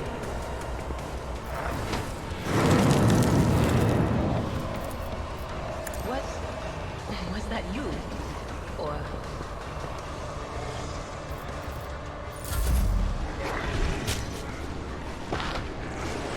Hey! Umgeworfen. Das ist natürlich nicht so geil. Okay, mach das.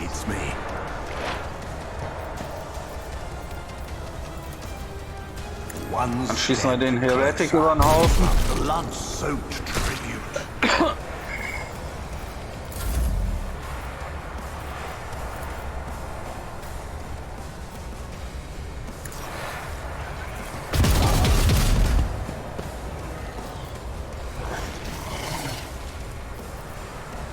That gains the ability to make a number of extra attacks to their weapons rate of fire. Normally costs the least AP. Do not spend AP until the end of the opponent's turn with first attack against. Ooh. In thy light I stand, and thy light I crave. As the Emperor commands, I act. I'll do it. How the heck hat sie so schlechte Hitrate?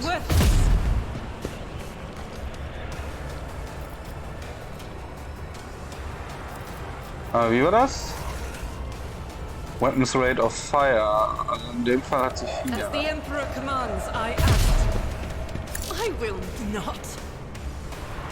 This is unacceptable.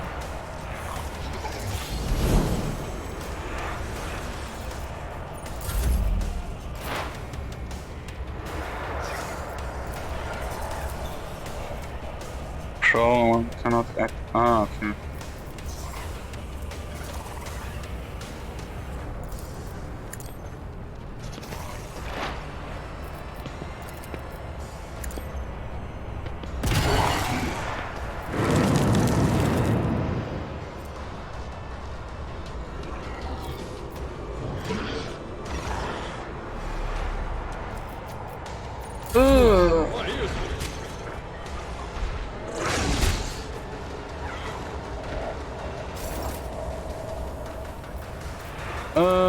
Ja, ne? I guess. I will triumph. Analyze enemy. Gwyn beckons.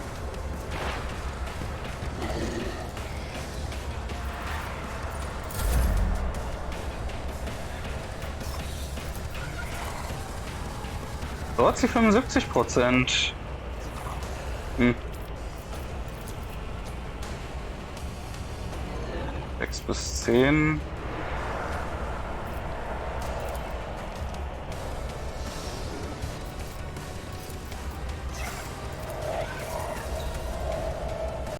I'll do it.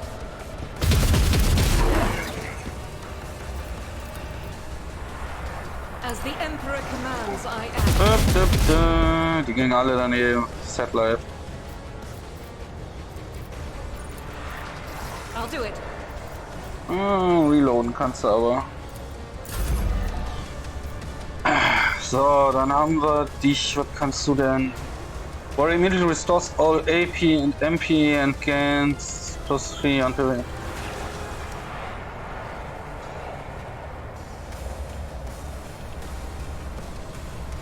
Immediately regains all AP. Das heißt, erstmal müssen wir uns ausgeben, ne? I'd rather not. We'll rule the stars themselves.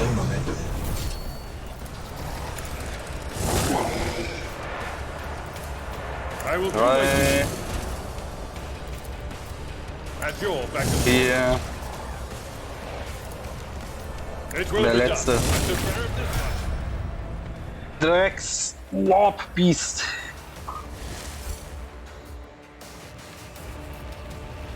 Wieder ein Level Up. Toxin. The fuck? I'm at your service. This wound will make a fine scar. Your help suffices. A nice little stroll. Oh, Level 5. Was haben wir denn diesmal? Characteristics. Common Talent.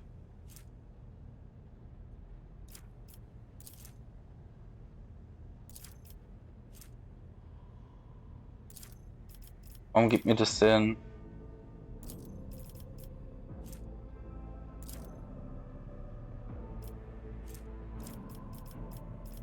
Weapon Skill, Willpower. Strength.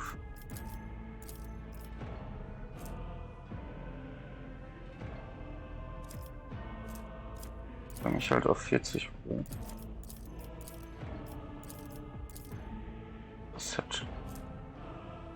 Aber wenn ich Intelligenz nehme,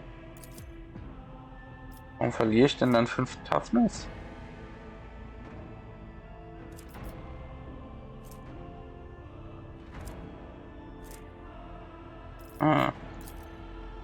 Perception might be good. Tendiere aber zur Stärke. Bolt Weapon Expert, Chain Weapon Expert, Combat Master.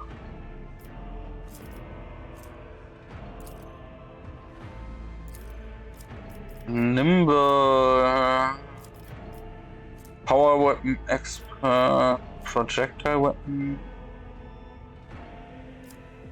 You will not die. Melter Weapon, Bolter, Plasma, Eldari, Heavy Armor, Drukhari. Heavy Weapon Proficiency. Overpower. Ballistic Skill. FS Feed. Base Skill. Advanced Skill. Braucht man den Base Skill für. Advanced Skill Tech Use.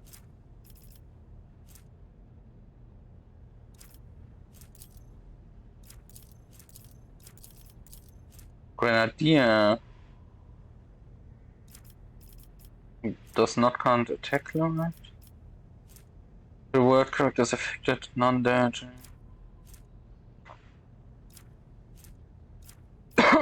Stronger, tougher.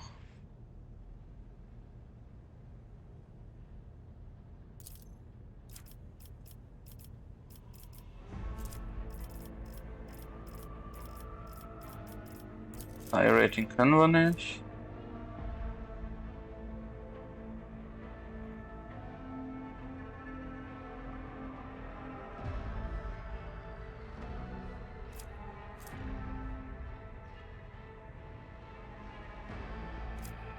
Blade of Life.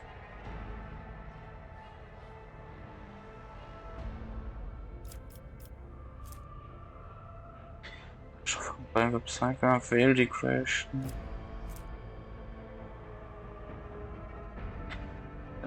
Titled as 6 sets of additional ES bonus damage. Ballistic Skill Bonus, oder? Also 4.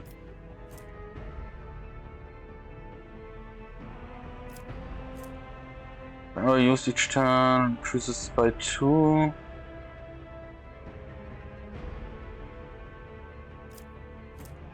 Can use while being threatened.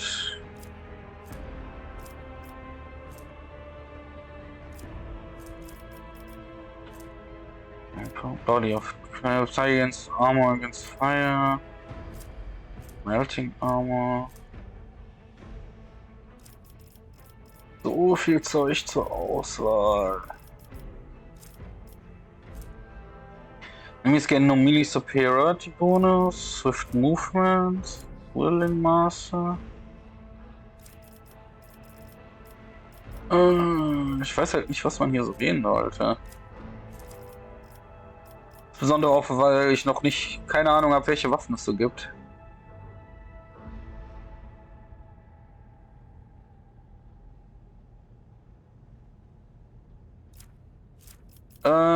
Training Weapon Skill, Ballistic Skill. Nehmen wir Ballistic Skill, ja, komm, let's go.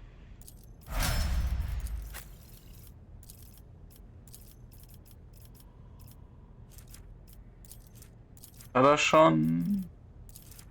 Desolation, Big Skin, Enrage.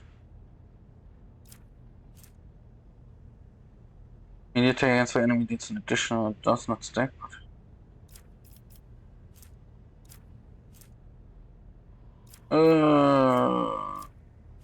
Contempt. Oh, gut. Weapon Skill. Toughness. Strength, Agility. Wir nehmen den. Strength verscheidet doch auch Damage, ne? Ja. This one is done. Da kommt sie hier wieder als Operative. Intelligence, Perception.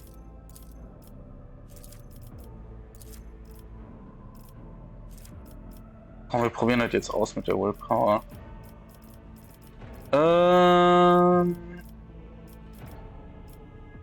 Characteristic Training. Ja. So, theoretisch müsste sie plus 10 kriegen. Legend Train, Advancement, Willpower, Practice Bonus. Sie hat 5 gekriegt. Irgendwas davon definitiv wirkt nicht. Characteristics, Common Talents.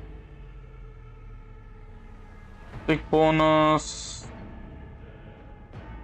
Archetype Advancement Operative.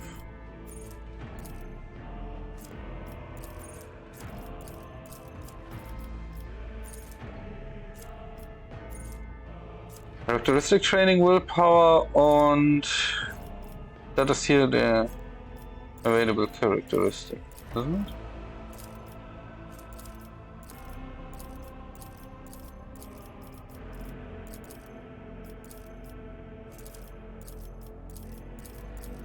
Ach nee, das war ja Perception. Geht ja gar nicht anders.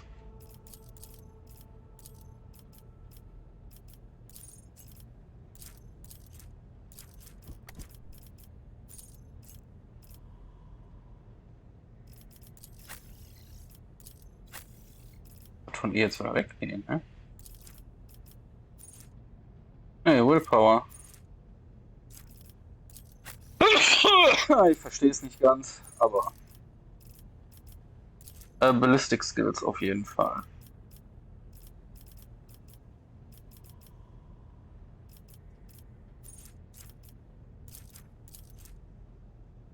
The soldier deals damage to me, soldier gains more damage. Fired up.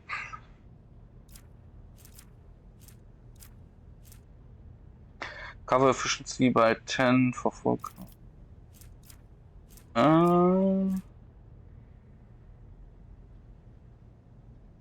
10 plus 2 mal B Ballistic Skill Bonus.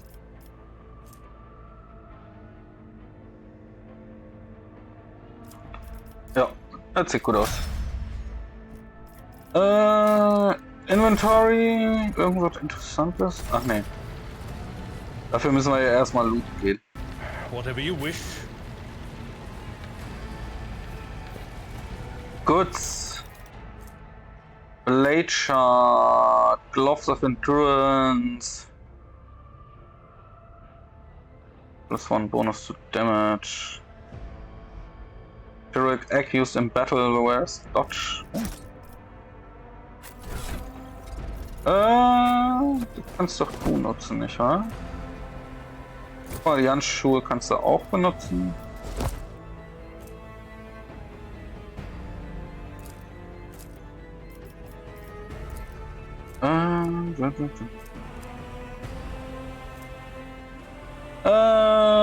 To wait for instructions. Okay. Sind Granaten? I'm not interested.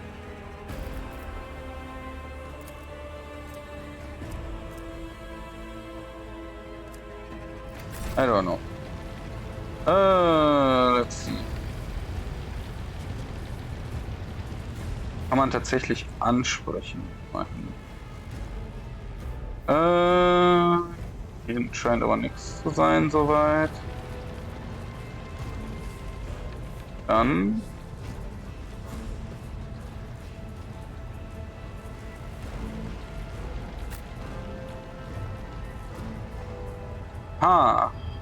interesting. What is our job now? And Master Helmsman on the Void Ship Bridge.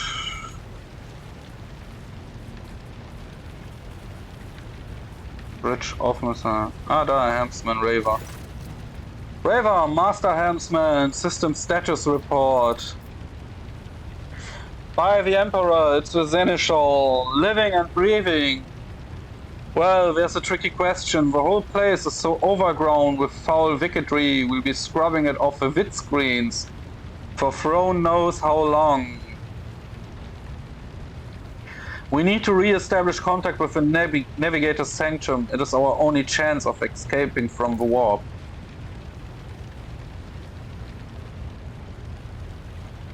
But it cuffs the crying officer without even looking.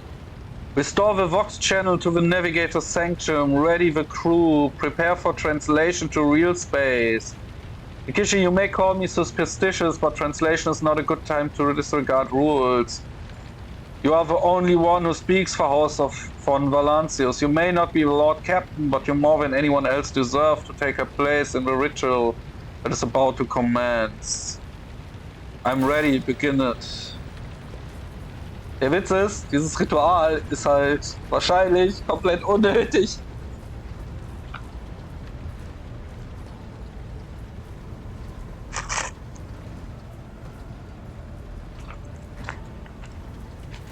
Also unnötig im Sinne von als Ritual. The image before you is hazy, swaying, and sorcerous currents invisible to mortal eyes, as if whatever is beneath his thin shell is constantly changing. While still remaining the same, it has taken on the guise of Theodora, but the false rogue trader's eyes reveal the entity's true spiritual nature. One of Theodora's eyes is engulfed in otherworldly fire, the other, a vessel of ancient evil, pours into you. A voice seeps directly into your brain without ever reaching your ears, and this voice booms with all of the horrors of the war. Did you stand in the path of another's destiny only to steal it? You accept the call of a primordial truth and claim that fate is your own, so be it. I wove the threads of destiny and held out my hand to you when the flames arose in your path. You took it and in so doing sealed your fate in the future. In the future you will repay me for this boon in full.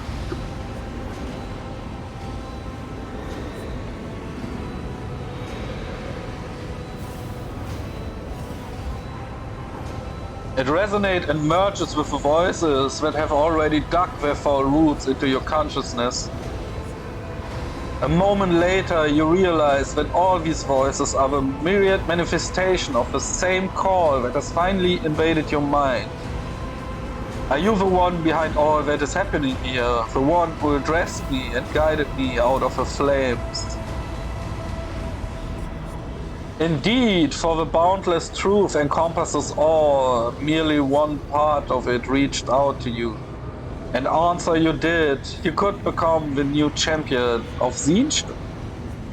Das riecht nach Sinch. Your head begins to spin and vicious drop slivers down your cheek. You blink and you are no longer looking at Theodora. It is the traitor Roigvir, just as fluid and ephemeral as the previous apparition. The same terrifying voice seeps from his lips.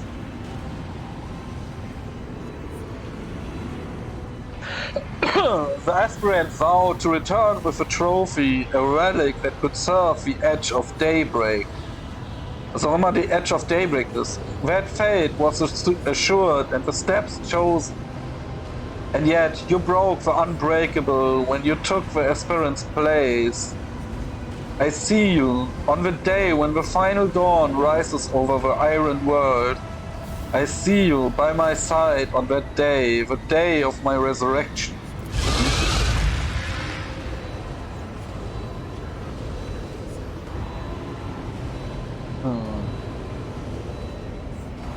The image is scattered by invisible sorceress winds, and you see Indira, her eyes aglow with the same sinister flame.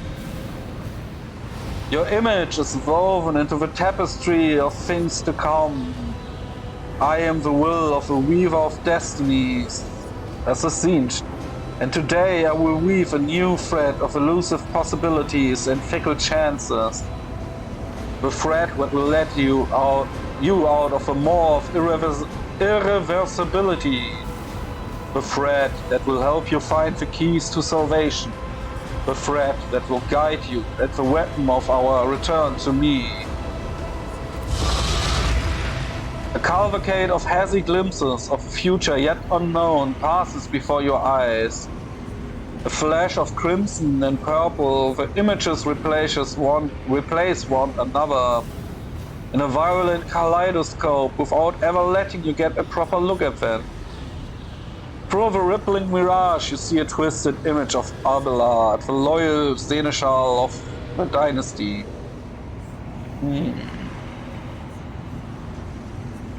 The path is set, child of the dawn. The thread is woven. Follow it, servant of mine. Raver turns around and looks up at you. He hesitates for a few moments, then addresses Albarat, who's standing next to you.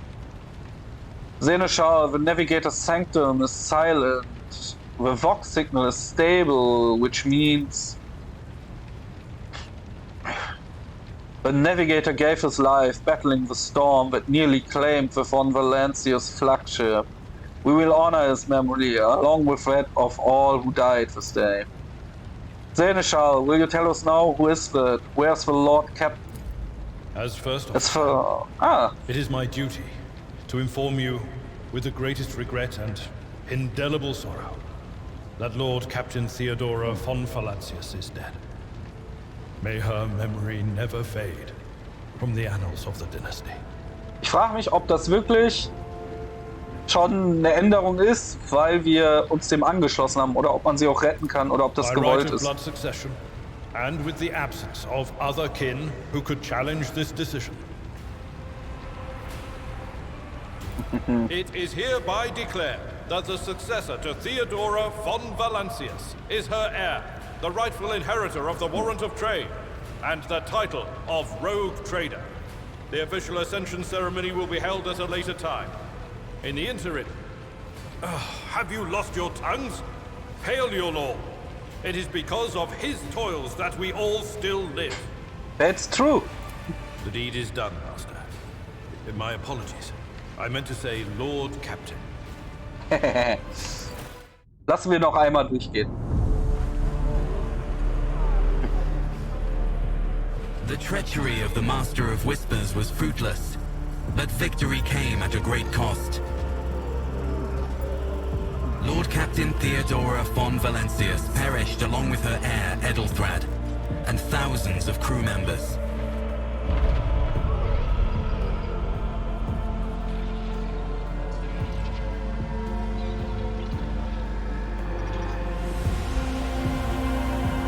Yet hope remained.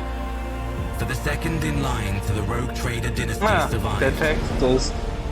At the cost of many sacrifices made by the Lord Der Captain Untertitel in ist the name of his nicht own richtig. ambitions.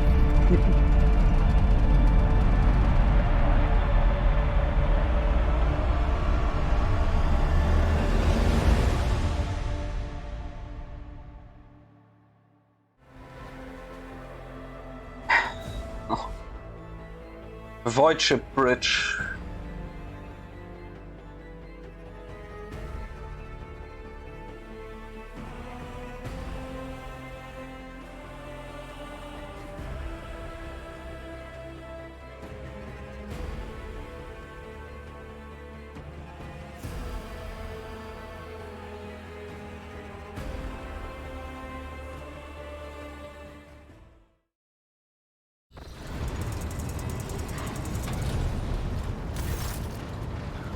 Well then, your lordship. You cannot help but notice that the Seneschal does not know how to talk to you or where to begin. His hesitation brings an involuntary smirk to your face, as though someone else entirely is gloating at the old officer's confusion. Seeing you smile, Abelard pulls himself together. You must now hold your first officer's briefing in your new role as Lord Captain. For many of those who are about to join us on the bridge, this will also be their first briefing. We sustained massive losses among the senior and middle-ranking officers. Some posts have had to be filled by the deputy, while others go unfilled entirely. And now the deck clans are deciding who will take over the leaderless crew.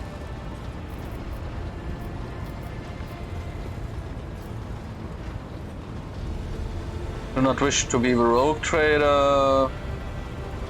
I'm ready to start the briefing. Summon the officers. You found a consumable item. Generates, stimulates, medkits and others can be placed. Blah blah. A dozen pairs of eyebrows point to you. The expression revealing restraint, joy, curiosity and wariness. Attention officers, you have been granted an honor. Lord Captain Takeshi von Valencius will personally conduct today's briefing. Our most gracious Lord Captain is ready to hear your reports.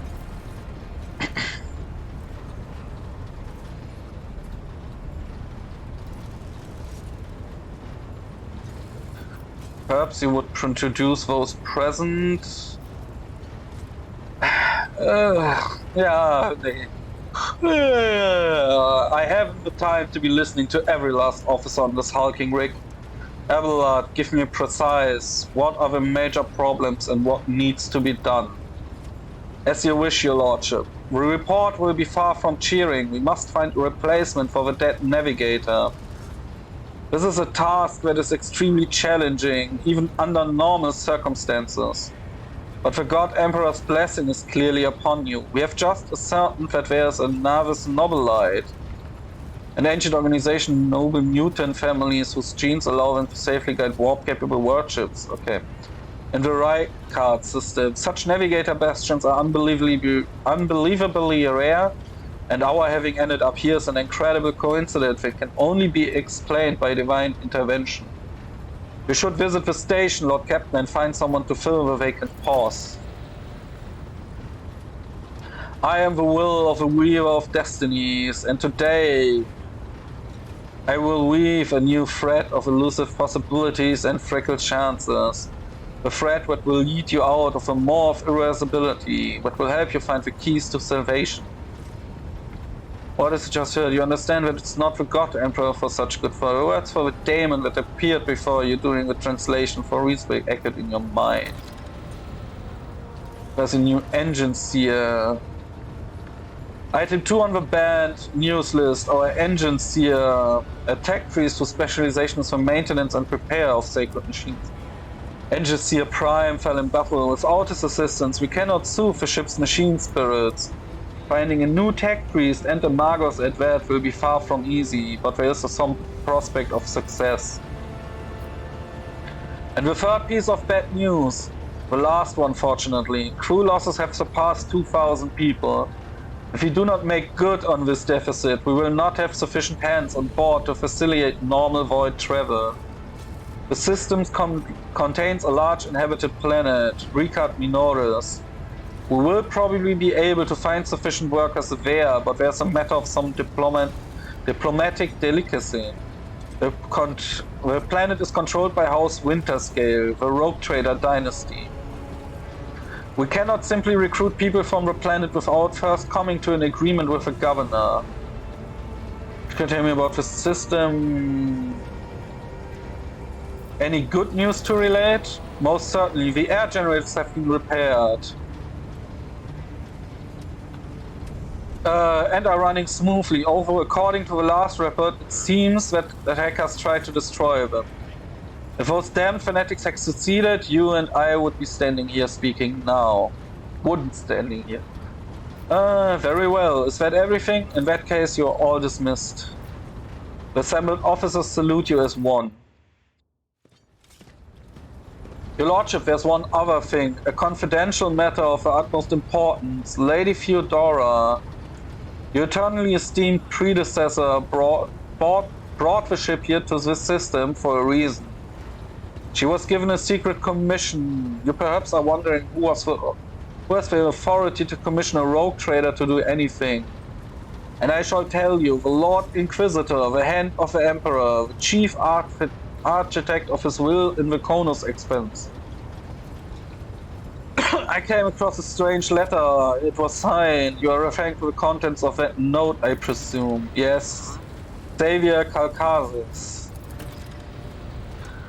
Lady Theodora was to seek out the Lord Inquisitor's right-hand man, one Hendrix von Karlox. An interrogator, you understand? All I know is that he is somewhere in the system and we must find him and offer him whatever assistance he requires, and then deliver him to Footfall in the Furibundus system. Finding him without any more information to go on will be difficult indeed.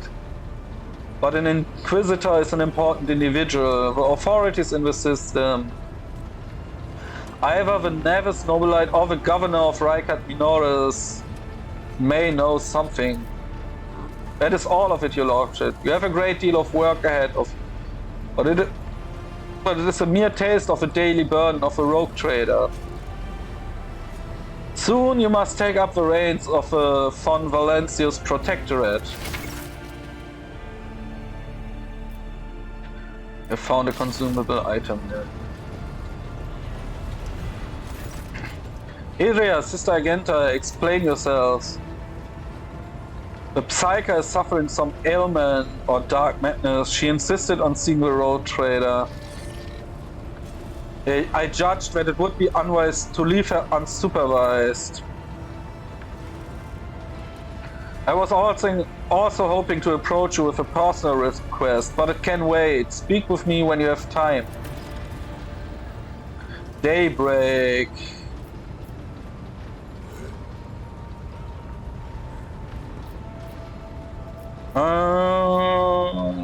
Abelard, bring the witch to here. There's nothing of value to report. I declare this briefing concluded. It's time to get to work.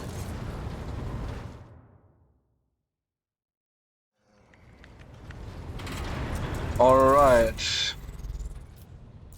I won't waste my time on that. Das ist irgendwie Flagship. Others. Das ist ein Notable. Das ist usable, aber das... Macht es überhaupt Sinn, mehr als eins auszurüsten?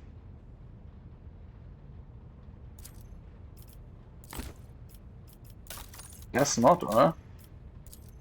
Hier, die können auch zur Cargo. Können auch zur Cargo.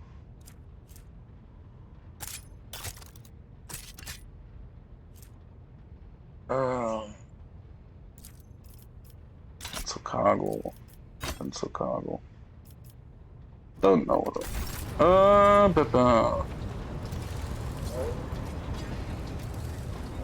Boxmaster, Vigidis. Interesse, warte. Haben die Text? How may I serve?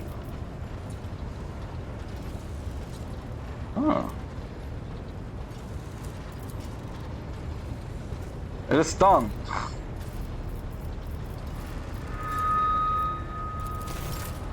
Wir haben eine Durchsage gemacht. Und anscheinend feiert das alle auf dem Schiff.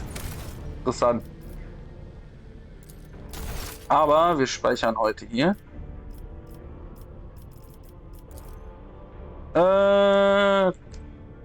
Twitch Stream Save. Und für heute war es das dann. Haben schon länger gemacht als geplant. Ich danke euch vielmals fürs Einschalten und Zuschauen. Maybe geht's direkt morgen weiter, sonst Samstag gegen die Mittagszeit. Bis dahin wünsche ich euch eine schöne Nacht und schlaft gut. Ciao, ciao.